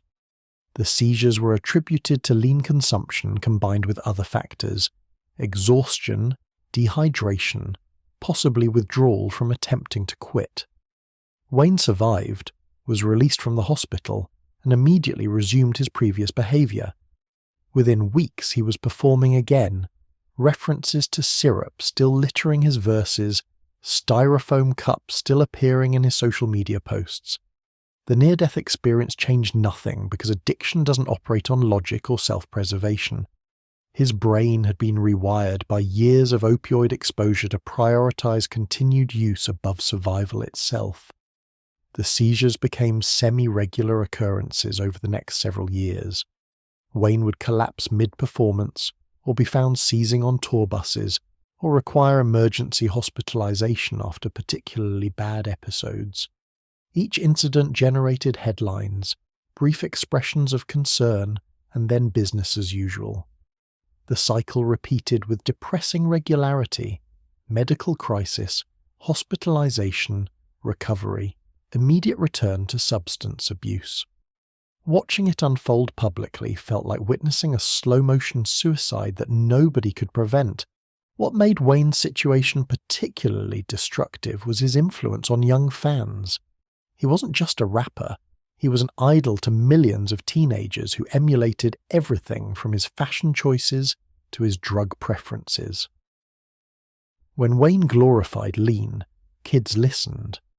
When he survived seizures and kept sipping, kids learned that even medical emergencies didn't require changing behavior. His continued success, despite obvious health problems, sent the message that lean was manageable, that you could abuse it severely and still achieve greatness. The racial dynamics of media coverage revealed uncomfortable truths about American attitudes toward addiction. While Wayne's seizures were treated as entertainment or personal failure, white celebrity overdoses from prescription opioids received sympathetic coverage focused on the opioid epidemic's tragedy. The double standard was blatant. Black artists sipping lean got mockery and memes, while white suburbanites addicted to OxyContin got think pieces about pharmaceutical companies' responsibility and the need for better treatment access. Other mainstream artists began openly embracing lean culture during this period. Justin Bieber went through a phase where he posted photos with purple cups, adopting hip-hop aesthetics that included syrup references. Soulja Boy built part of his persona around lean consumption. Future made it central to his music and public image. Each artist who referenced it normalized the behavior for their specific fan base, spreading lean culture beyond its southern origins into pop music, EDM, and other genres entirely. The merchandising reached absurd levels. Purple became synonymous with lean across hip-hop aesthetics. Album covers featured styrofoam cups prominently, even when the music had nothing to do with drugs. Fashion brands released purple clothing lines that winked at syrup culture without explicitly endorsing it. The imagery became so ubiquitous that you couldn't discuss Southern rap without encountering visual references to promethazine codeine constantly. Music videos leaned into the aesthetic heavily.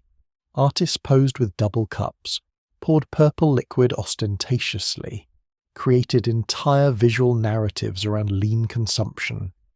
Directors framed the drug use as glamorous, aspirational, desirable. The videos played on MTV and BET to audiences including children, broadcasting drug glorification to anyone with cable television access. Parental advisory labels warned about explicit lyrics, but said nothing about the pharmaceutical propaganda being delivered visually. Teenagers started mixing their own versions, often without access to real promethazine codeine. Some used regular cough syrup containing dextromethorphan instead, a dissociative that produced entirely different and often more dangerous effects. Others drank whatever they could get, not realizing that substituting ingredients could be lethal. The ignorance was widespread. Kids thought lean was a specific drink rather than understanding it was slang for a particular pharmaceutical combination. They were trying to replicate something they'd seen in music videos without comprehending the chemistry involved. High schools across the South reported increasing problems with students bringing lean to campus. Nurses found kids unconscious in bathrooms. Custodians discovered abandoned styrofoam cups with purple residue. Administrators struggled to write policies addressing a drug most of them had never heard of. Traditional drug education programs focused on marijuana, cocaine, and heroin. None had curriculum addressing prescription cough syrup abuse. School systems found themselves completely unprepared for a drug epidemic that looked nothing like previous generations' patterns. Emergency rooms saw surges in teenage admissions for promethazine codeine overdoses, often combined with alcohol or other drugs that compounded the danger. Many arrived already in respiratory distress, their breathing so suppressed that immediate intubation was necessary. Doctors treating these cases expressed frustration that they were seeing kids as young as 13 or 14 suffering opioid overdoses from a substance many parents didn't recognize as dangerous. The generational knowledge gap created situations where parents gave their children access to the drug without realizing the risk. Wayne's influence extended internationally in ways Houston's original culture never had. Teenagers in Europe, Asia, and Latin America started referencing lean in their own music, importing American hip-hop's pharmaceutical problems wholesale. The globalization created absurd situations where kids in countries with entirely different pharmaceutical regulations were trying to replicate a specifically American form of drug abuse. Some succeeded, obtaining similar formulations. Others consumed dangerous substitutes while thinking they were participating in authentic hip-hop culture. The lyrics grew increasingly explicit and instructional. Wayne and others weren't just mentioning lean in passing, they were essentially writing usage guides set to music. Specific pharmaceutical brands got name-dropped repeatedly, teaching listeners which bottles to seek. Mixing ratios were described in verses. The combination of music and instruction created something more potent than either alone. a soundtrack for self-destruction that felt like cultural participation rather than drug abuse. Corporate America noticed the trend and tried capitalizing without explicit endorsement. Beverage companies released purple-colored drinks with names that evoked lean culture without directly referencing it. Marketing campaigns targeted the same demographics consuming hip-hop, while maintaining plausible deniability about associations with drug abuse. The commercialization was cynical and effective, proving that lean's aesthetic could be monetized even without the actual pharmaceutical component. Fashion designers incorporated styrofoam cups into clothing designs and accessories. High-end brands released purple-themed collections that wealthy consumers recognized as lean references. The symbolism allowed people to signal affiliation with the culture while avoiding actual drug consumption. You could buy the aesthetic without buying the addiction. This commodification transformed lean from regional drug culture into global fashion trend, stripping away context while maintaining visual signifiers. Wayne's continued health crises through the mid-2010s became almost routine in their coverage. Another seizure, another hospitalization, another round of concerned social media posts, another discharge followed by immediate return to previous behavior. The repetition numbed audiences to the severity. Each incident registered less urgently than the previous one. The boy who cried wolf dynamic meant that when genuinely life-threatening crises occurred, many people had stopped paying attention. The psychological toll manifested in Wayne's music and public appearances. His later work showed cognitive effects that concerned longtime fans, slurred delivery even on studio recordings, difficulties completing thoughts in interviews, memory lapses during performances. The damage lean inflicted wasn't just physical, it was neurological, permanent, progressively worsening with continued use. Watching Wayne's decline felt like observing someone commit suicide in installments spread across years. Mixtape culture on the internet accelerated lean's spread exponentially. Platforms like DatPiff and Live Mixtapes hosted thousands of tapes, where underground artists imitated Wayne's style and substance abuse. The barrier to distribution had collapsed. Anyone could record lean glorifying music and reach global audiences instantly. The democratization of music production meant the culture replicated faster than anyone could track, spreading through digital networks that connected suburban bedrooms to street corners across continents. The normalization reached completion when lean references appeared in pop music entirely divorced from hip-hop.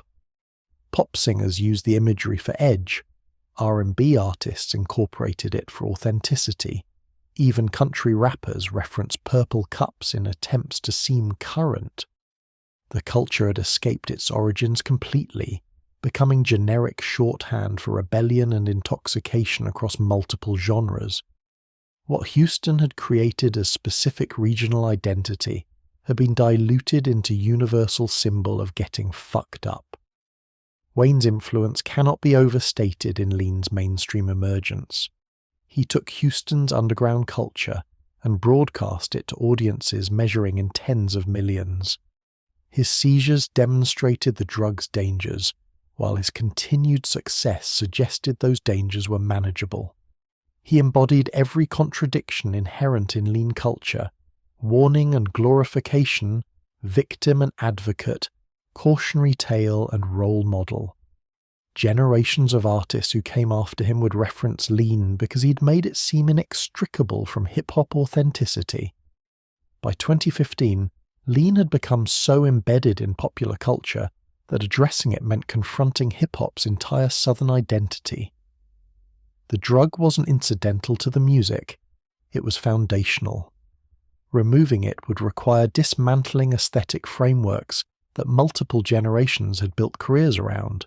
The impossibility of that task meant lean culture would persist despite mounting body counts, despite obvious dangers, despite everything pharmacology and common sense dictated. Lil Wayne had become lean culture's most visible ambassador to mainstream America for better and catastrophically worse. His seizures played out publicly, warning anyone paying attention about where this road led. Most weren't paying attention because they were too busy imitating him, mixing their own purple drinks, convincing themselves they were participating in authentic hip-hop rather than pharmaceutical Russian roulette. The culture had escaped regional containment entirely. Houston had created it, but America had claimed it, and now lean belonged to anyone with access to cough syrup and a willingness to ignore every warning history provided. The purple cups multiplied exponentially, each one a small monument to collective denial about where this was heading. Wayne kept sipping, kids kept imitating. The machine kept converting admirers into addicts with ruthless efficiency. The mainstream era was complete, and there was no putting this particular genie back in any bottle. The DA noticed lean culture around 2007. Roughly the same time, bodies started accumulating publicly enough to demand attention. Federal agents accustomed to tracking cocaine trafficking and methamphetamine labs found themselves investigating cough syrup distribution networks, a substance they'd previously categorized alongside cold medicine and antacids. The cognitive dissonance was substantial. How had a Schedule V pharmaceutical product, barely regulated for decades, suddenly become the center of a drug epidemic killing musicians and hospitalizing teenagers across the South? The answer lay in usage patterns nobody had predicted when codeine formulations first hit pharmacy shelves. Task forces formed specifically to address promethazine codeine diversion by 2009. Agents tracked prescription patterns, identifying doctors who wrote suspiciously high numbers of syrup scripts to young men claiming chronic cough conditions. Some physicians legitimately served populations with respiratory issues. Others operated pill mills disguised as family practices, writing scripts for anyone willing to pay cash. Distinguishing between the two required investigation resources the DEA struggled to allocate, given other priorities like heroin trafficking and prescription pill operations. The FDA moved first with regulatory changes. In 2010, several states reclassified promethazine codeine as Schedule II in their jurisdictions, placing it in the same category as OxyContin and morphine. The reclassification required triplicate prescriptions, mandatory photo ID verification, prescription monitoring program enrollment, and strict limits on quantities and refills. Doctors could no longer call in prescriptions by phone or write them casually. Each script required documentation, justification, and created a paper trail that could be audited. Pharmacies responded by implementing fortress-level security around cough medicine sections. Major chains installed locked cages requiring employee keys to access. Some moved all promethazine codeine inventory to back rooms, refusing to keep any on sales floors where robberies could reach it. Smaller independent pharmacies faced impossible choices: continue stocking a high-demand medication and risk violent robbery, or refuse to carry it and lose legitimate customers who needed the product for actual medical conditions. The robberies escalated exactly as security measures tightened. Thieves grew bolder, sometimes armed, willing to threaten employees or smash through security barriers to reach syrup inventory. A Houston pharmacy got hit by 3 masked gunmen in October 2011, the crew pistol whipping a night pharmacist before clearing the store of every promethazine codeine bottle. The haul was worth approximately $50,000 street value for pharmaceuticals that had cost the pharmacy perhaps $2,000 wholesale. The profit margins incentivized increasingly dangerous criminal behavior.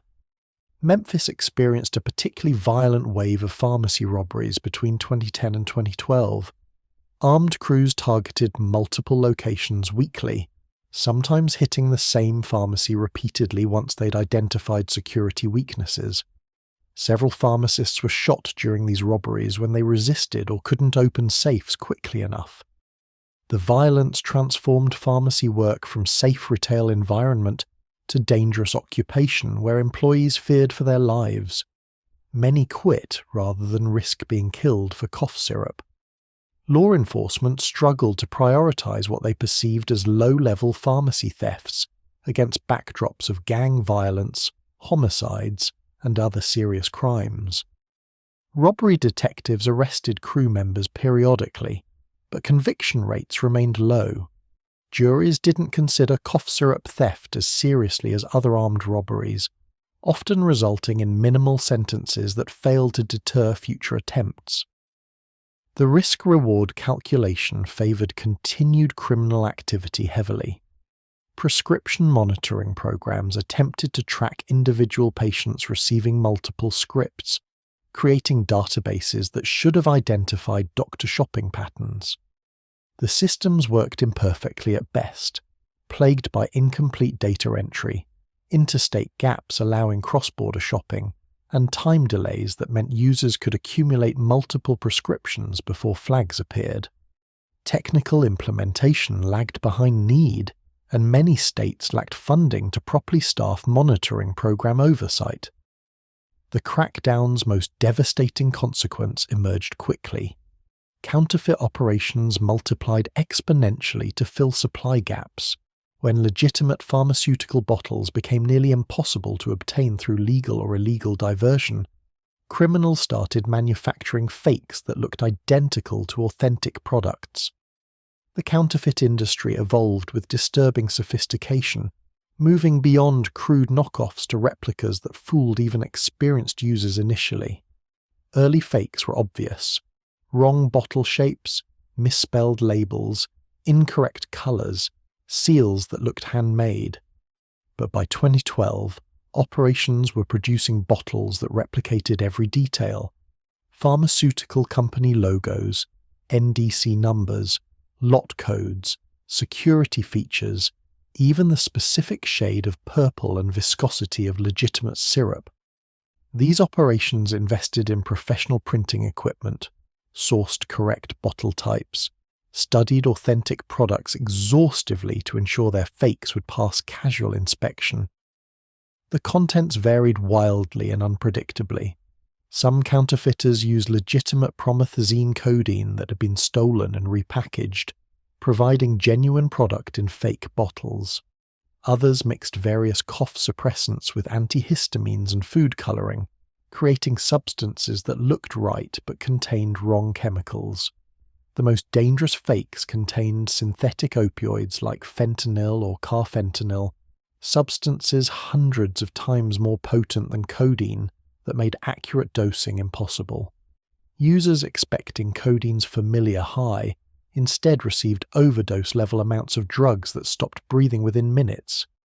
Fentanyl-laced fake lean killed dozens across the South between 2012 and 2015. Deaths that happened too quickly for naloxone reversal, even when people nearby possessed it. Users took their normal amounts, quantities their bodies had tolerated for years, and died within the hour from respiratory arrest. The counterfeit epidemic transformed lean consumption from dangerous gamble into lethal lottery where any bottle could be the last one someone ever drank. Prices for verifiably authentic pharmaceutical bottles skyrocketed as legitimate supply contracted. A pint that sold for $200 in 2008 cost $500 by 2011, $800 by 2013, sometimes over $1,000 by 2014. The inflation made promethazine codeine more expensive per dose than many illegal narcotics, creating absurd market dynamics where cough syrup commanded higher prices than heroin or cocaine. Users faced crushing financial pressure to maintain habits that now cost thousands of dollars monthly. The economics pushed people toward counterfeits regardless of danger. Someone couldn't afford $1,000 pints bought $200 fakes instead, gambling that the bottle was legitimate diluted product rather than lethal substitute. The desperation addiction created made rational risk assessment impossible. Users needed to avoid withdrawal's agony regardless of potential consequences. The counterfeit market thrived because authentic scarcity left no alternatives for people caught in physical dependence. Actavis Pharmaceuticals made the stunning announcement in 2014 that they would discontinue all promethazine codeine production permanently. The company cited concerns about glorification in hip-hop culture and inappropriate recreational use, claiming they couldn't in good conscience continue manufacturing a product being abused so systematically. The decision eliminated the most sought-after brand in lean culture, the gold standard that every serious user preferred. Actavis bottles became instant collector's items, sealed pints selling for $2,000 or more as the remaining supply dwindled. The Actavis discontinuation triggered panic across lean culture. Artists posted social media tributes to the defunct brand, treating the announcement like a death in the family. Fans hoarded remaining bottles, some keeping them sealed as investments that appreciated faster than legitimate financial assets. The scarcity elevated Actavis to mythical status, the perfect lean that would never be manufactured again, leaving users to settle for inferior alternatives or dangerous counterfeits. High-tech Pharmaceutical followed suit months later, also citing inappropriate recreational use as justification for ceasing production. Pharmaceutical's version disappeared from markets. One by one, manufacturers who'd produced promethazine codeine for decades decided the liability and negative publicity outweighed profits.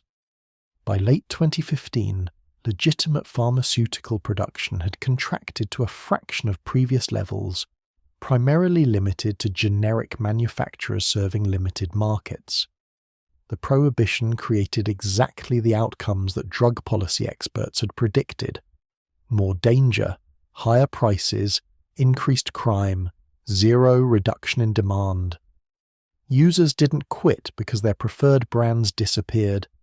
They adapted by accepting counterfeits, paying astronomical prices, or switching to other opioids entirely. Some transitioned to heroin as cheaper and more accessible than lean had become, trading pharmaceutical opioids for street drugs that carried overdose risks, orders of magnitude higher. Legal lean products flooded the market, attempting to capitalize on demand while avoiding legal problems. These beverages contained no promethazine or codeine, but marketed themselves using identical aesthetics: purple colors, similar bottle designs, packaging that evoked pharmaceutical products, brand names like Sippin' Syrup or Drank. The ingredients were typically high doses of melatonin, valerian root, and other legal sedatives that produced mild relaxation but nothing resembling actual lean's effects. They sold as novelties in gas stations and online, allowing users to participate in the aesthetic without the addiction. The legal alternatives missed the point entirely. People didn't drink lean for mild sedation from herbal supplements. They sought opioid euphoria, the specific pharmaceutical high that promethazine enhanced. Melatonin couldn't replicate morphine flooding the brain's reward centers. The legal products functioned as cultural signifiers rather than functional substitutes, letting people claim affiliation with lean culture while consuming glorified sleepy time tea. Real users dismissed them as fake immediately. Underground chemists attempted synthesizing homemade promethazine codeine, brewing crude versions using codeine extracted from pills and promethazine obtained through various means. The operations were dangerous and inconsistent, producing substances with wildly variable potency and purity.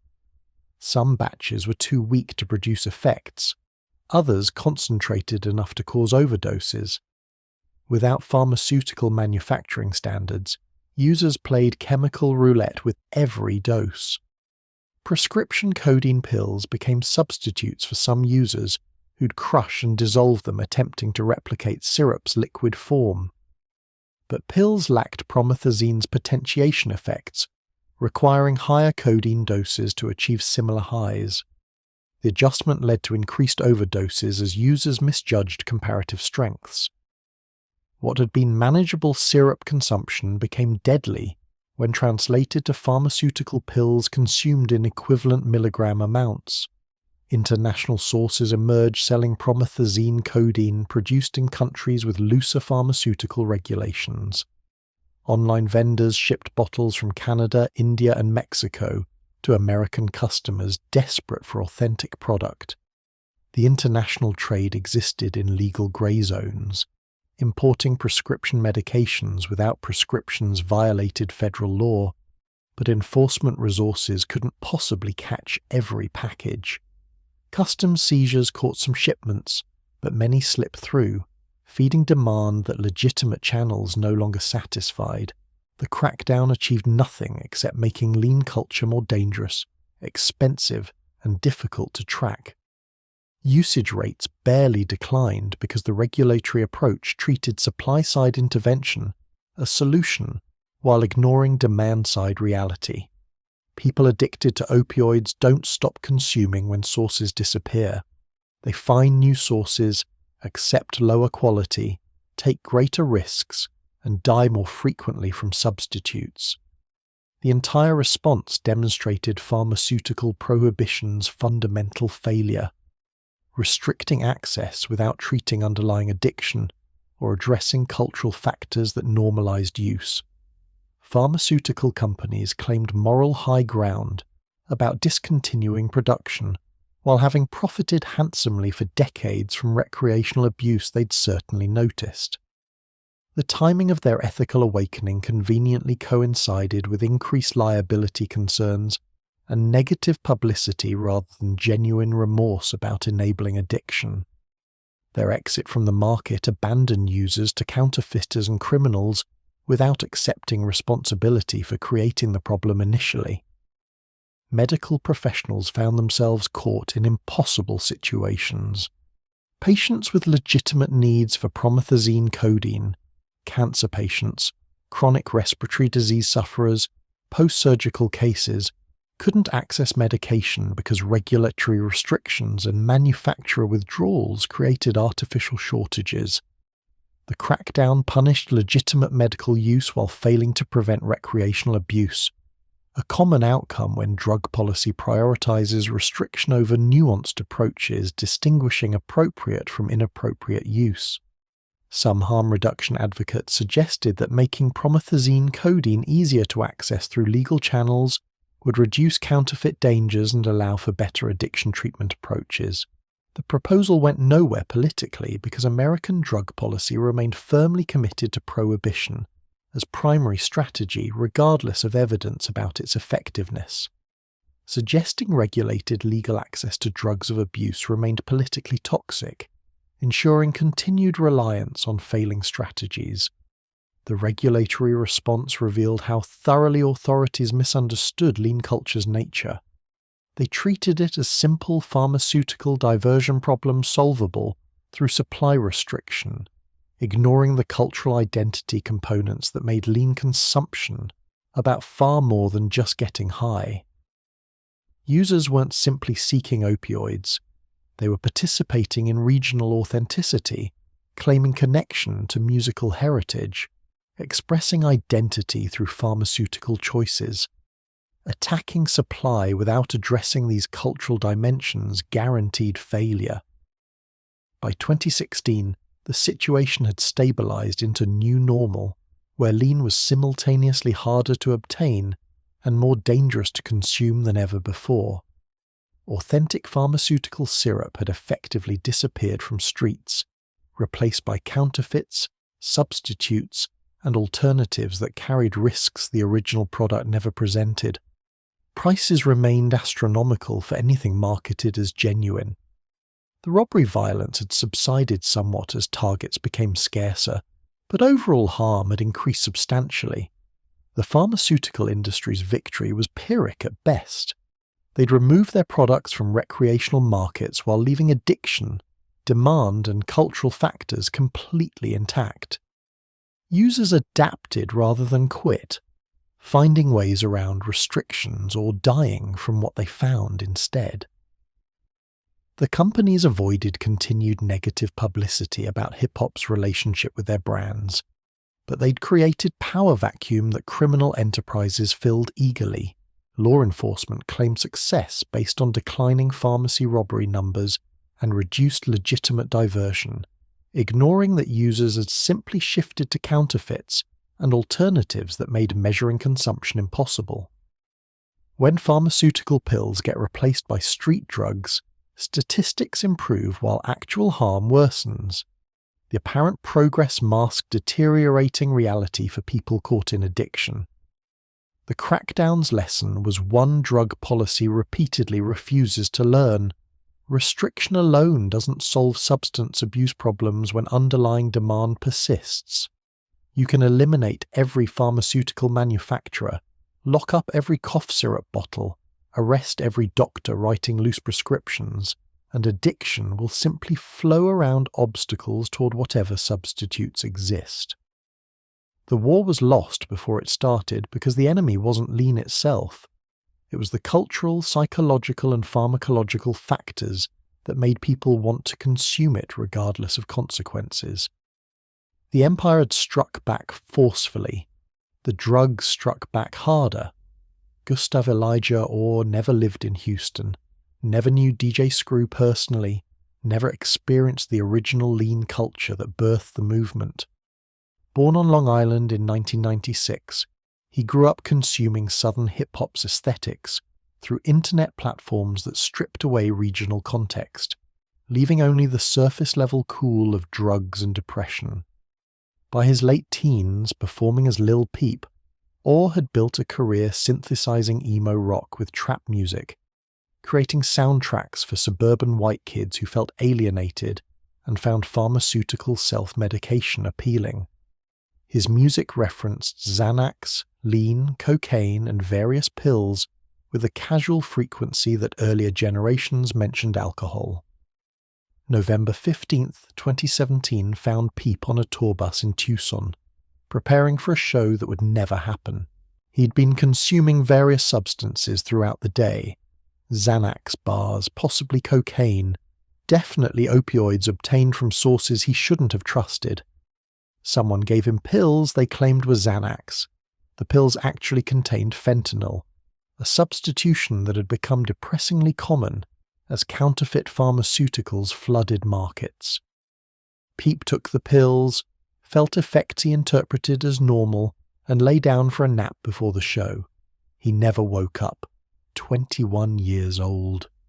The autopsy revealed a lethal combination: fentanyl and alprazolam, the scientific names for drugs Peep had been mixing for months without understanding the Russian roulette he was playing. His death wasn't technically a lean overdose.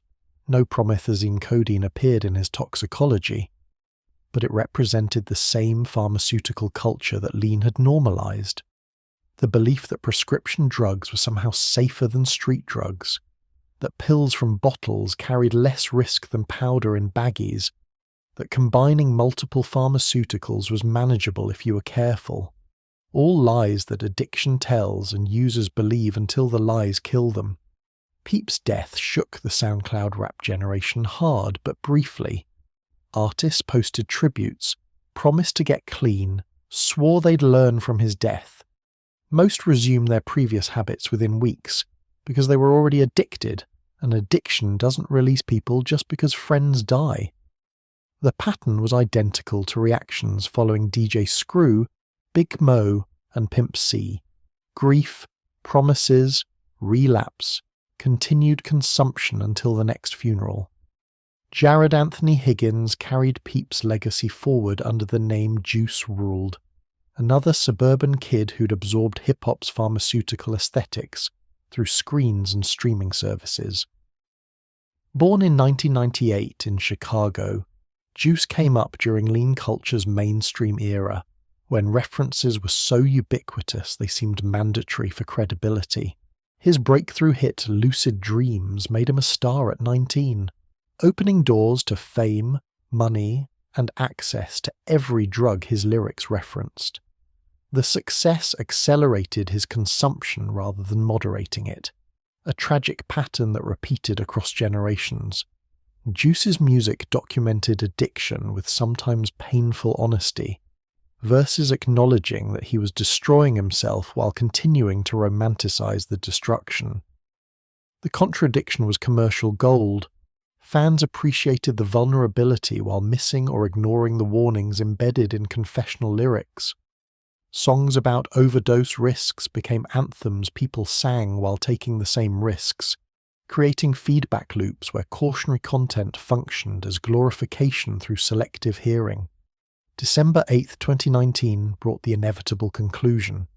Juice WRLD landed at Chicago's Midway Airport on a private jet from Los Angeles, DA agents and FBI waiting to search the plane for weapons and drugs. Witnesses reported that Juice swallowed multiple pills, likely Percocets, in an apparent attempt to hide evidence from approaching law enforcement. The ingestion of unknown quantities of oxycodone triggered a seizure shortly after landing. Paramedics administered Narcan, the opioid overdose reversal drug, and transported him to a hospital where he was pronounced dead hours later. He was 21 years old, the same age Lil Peep had been. The circumstances differed from Houston's original lean casualties, but the underlying cause remained identical: pharmaceutical opioids consumed by young people who believed they understood the risks until those risks became fatal. Juice WRLD hadn't built his career on lean specifically. His drug of choice was reportedly Percocet, oxycodone pills, but he existed in the cultural continuum that DJ Screw's movement had established. The normalization of prescription opioid abuse in hip-hop, the belief that pharmaceutical sources made drugs manageable, the romanticization of self-destruction as artistic authenticity, all connected directly to what Houston had pioneered decades earlier.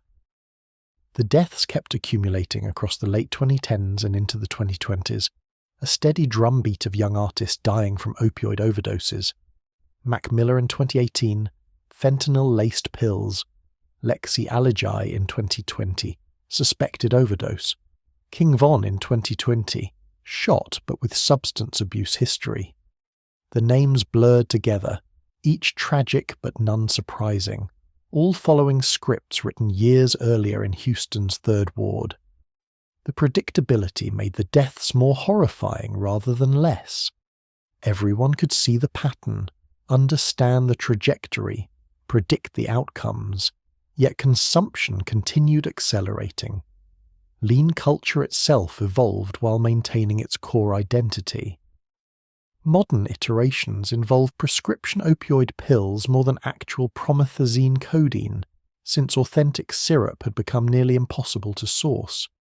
Users crushed Percocets, Vicodins or OxyContin tablets, mixed them with soda and candy, called the resulting concoction lean, even though it lacked the promethazine component that defined the original. The nomenclature persisted while the chemistry shifted, proving that lean had become more cultural signifier than specific substance. Future built his entire aesthetic around codeine culture despite the obvious costs. His music catalogued the lifestyle with unflinching detail, the highs, the lows, the addiction, the health consequences.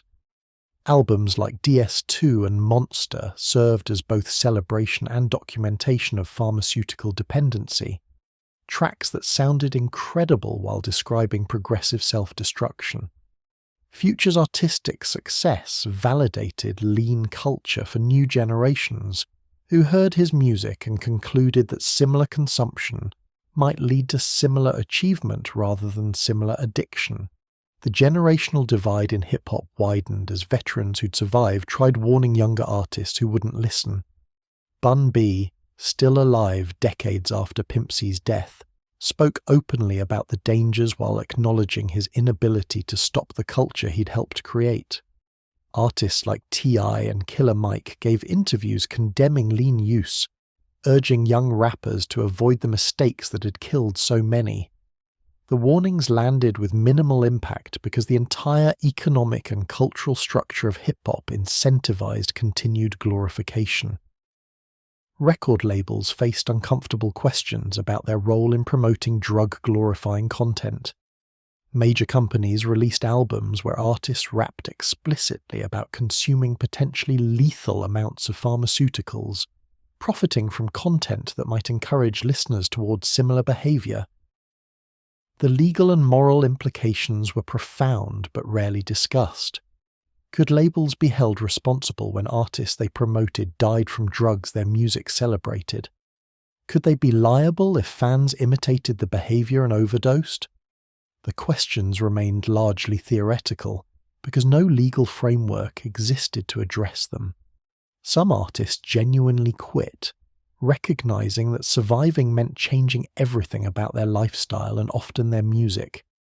Joe Budden left hip-hop partially because he couldn't reconcile the culture's drug glorification with his recovery. Royce da 5'9" got sober and built a second career phase around that sobriety. Schoolboy Q publicly quit lean after years of heavy use, documenting the difficulty of breaking free while maintaining relevance in culture that demanded pharmaceutical authenticity.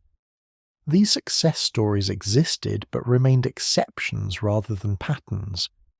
The broader context was America's opioid epidemic that killed over 500,000 people between 1999 and 2019, making it the deadliest drug crisis in the nation's history. Lean culture represented one specific tributary in this larger catastrophic river, connected to the same pharmaceutical industry recklessness, the same healthcare system failures, the same addiction treatment gaps. But lean's racial demographics and cultural associations meant it received different attention than the white suburban pill crisis that dominated news coverage. Black artists dying from pharmaceutical opioids got less sympathetic coverage than white teenagers in Ohio, a disparity that revealed uncomfortable truths about whose addiction America considered tragic versus whose seemed self-inflicted. Hip-hop museums faced difficult curatorial decisions about how to present lean culture's legacy. DJ Screw's contributions to music were undeniable and historically significant, but how do you exhibit that work without glorifying the drug abuse inseparable from it? The Smithsonian acquired 3-6 Mafia memorabilia documenting Southern rap's evolution, but including actual syrup bottles or styrofoam cups risked accusations of celebrating pharmaceutical addiction. The challenge was separating art from the drugs that influenced and destroyed it, a separation that might be intellectually dishonest since the two are genuinely inseparable. Educational initiatives attempted addressing lean among youth with mixed results. Harm reduction organizations distributed information about overdose prevention, Narcan availability, and addiction treatment resources. Some programs succeeded in small pockets, reaching individuals ready to hear the message. Most bounced off populations where lean remained culturally embedded, where warnings from adults outside the community carried zero credibility compared to music from artists inside it. The trust gap meant that accurate medical information competed against romanticized cultural narratives and usually lost. Treatment infrastructure remained woefully inadequate for populations most affected by lean culture. Medicaid expansion under the Affordable Care Act improved addiction treatment access somewhat, but many southern states rejected expansion, leaving exactly the populations hit hardest by lean without insurance coverage for rehabilitation programs. Private treatment facilities cost tens of thousands of dollars, pricing out most users. Public options had waiting lists measuring in months, timelines that meant people seeking help often gave up or died before accessing treatment. The medication-assisted treatment, MAT, that proved most effective for opioid addiction faced stigma within communities where lean was prevalent. Methadone and buprenorphine, synthetic opioids used to manage withdrawal and cravings, were dismissed as substituting one addiction for another by people who didn't understand how addiction medicine worked. The stigma prevented many from seeking the most effective treatment available, choosing instead to attempt abstinence, only approaches that had dramatically higher failure and relapse rates. Cultural questions about celebrating the music versus condemning the drug produced no satisfying answers. Could you blast DJ Screw's music at parties while discouraging lean consumption? Could you appreciate Future's artistry while rejecting his pharmaceutical advocacy? Should universities teaching hip-hop history include lessons on lean culture's body count? The tensions were real and unresolvable because the culture had been built on a foundation that mixed artistic innovation with self-destruction so thoroughly that separating them might be impossible. Young black men continued dying at rates that would trigger national emergencies if the demographics were different. The deaths were preventable, predictable, and ongoing without adequate intervention, because the cultural forces promoting lean proved stronger than public health responses attempting to stop it. Every funeral should have been a turning point. None were. The mathematics of addiction and cultural momentum overwhelmed individual tragedies until they became statistical rather than personal. What lean revealed about American society was darker than the drug itself. It showed how pharmaceutical companies would manufacture and market addictive substances while denying responsibility for resulting addiction. It demonstrated how black communities experiencing public health crises received different responses than white communities suffering similar problems. It exposed how healthcare systems left vulnerable populations without adequate treatment access. It proved that knowing something is killing people doesn't automatically generate political will to address it effectively. The regional pride that once made Houston celebrate its unique culture had curdled into something more complicated. The city remained proud of its musical contributions while quietly mourning the costs. DJ Screw was a legend whose name carried weight across global hip-hop, but mentioning him meant confronting the reality that his innovation came wrapped in pharmaceutical tragedy. Houston had created something uniquely valuable and uniquely destructive, and living with that duality required cognitive dissonance that never fully resolved. Lean persisted in 2026, quieter than its peak years but still present, still killing, still being glamorized in certain musical circles. The purple cups hadn't disappeared. They'd just become less visible, pushed underground by regulatory pressure, while consumption continued among those already caught. New teenagers discovered lean through older music, through internet mythology, through the same cultural transmission that had spread it initially. Each generation thought they'd be different, smarter, more careful than those who died before them. The truth was simpler and more tragic. They weren't different. The chemistry worked the same in every body. Codeine metabolized into morphine identically regardless of who consumed it. Promethazine potentiated effects in every liver. The mathematics of tolerance, dependence, and overdose followed unchanging rules. Every generation's belief in their exceptionalism lasted exactly until they proved they weren't exceptional. They were human, vulnerable to the same pharmacological traps that had claimed everyone before them. The final accounting remained incomplete because the story wasn't finished. Artists currently sipping would eventually face the same choice points their predecessors had: quit, and possibly survive, or continue until their bodies gave out. Teenagers currently discovering lean through music they loved would learn whether they became cautionary statistics or improbable survivors. The culture would continue evolving, probably outliving everyone currently participating in it, passing to new generations who'd make the same mistakes while insisting they'd learned from history. DJ Screw's tapes still played in Houston, the chopped and screwed sound still influencing producers worldwide. Big Mo's music remained beloved by fans who appreciated his artistry while understanding what killed him. Pimp C was remembered as a legend despite, or perhaps partly because of, the tragic circumstances of his death. The artist had become immortal through their work, frozen in time at the peak of their creativity, never aging past the pharmaceutical timelines that ended them. The purple drinks continued circulating, passed hand to hand, cup to cup, each one carrying the same gamble people had been taking since promethazine first met codeine in pharmaceutical laboratories decades ago. Some people would get high and survive, others would get high and die. The odds were unclear because counterfeit prevalence made every consumption unpredictable. But people kept playing because addiction doesn't stop for statistics or fear or common sense. Houston had opened this particular door, but America had walked through it enthusiastically. The pharmaceutical industry had built it, hip-hop culture had decorated it, mainstream media had publicized it, and millions had entered seeking the purple euphoria that waited inside. Some found temporary escape from lives that felt unlivable otherwise. Some found addiction they couldn't escape. Some found death they never saw coming.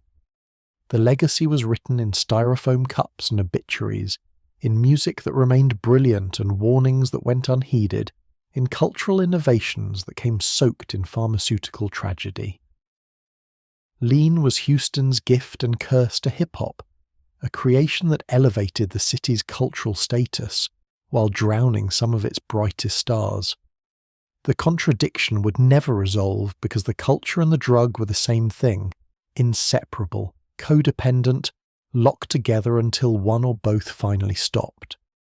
The truth about lean was that there was no truth, only competing narratives, all partially accurate, none complete. It was medicine, and it was poison. It was culture, and it was addiction. It was Houston's proudest musical innovation, and its deepest shame. It was self-medication in communities without healthcare access and pharmaceutical abuse that healthcare systems failed to address. It was all these things simultaneously, and the complexity meant simple solutions didn't exist. Purple Drank met pharmacy shelves in the 1950s. Hip-hop culture claimed it decades later. The collision produced musical genius and generational tragedy in equal measures, creating a legacy so mixed that celebration and condemnation became impossible to separate. The cups kept circulating, the music kept playing, and somewhere a young person was discovering lean for the first time, convinced they'd be different from everyone who died before them. They wouldn't be. The chemistry doesn't make exceptions. The mathematics always win. The purple liquid still waits patiently for its next victim, looking harmless, tasting sweet, killing efficiently. The story continues because the drugs never stopped, the culture never quit, and America never figured out how to address pharmaceutical addiction without punishing the addicted. So lean persists, quieter now but present, waiting in medicine cabinets and black markets, ready to create the next cautionary tale that nobody will learn from. The truth about lean is that knowing the truth changes nothing, and that might be the darkest truth of all.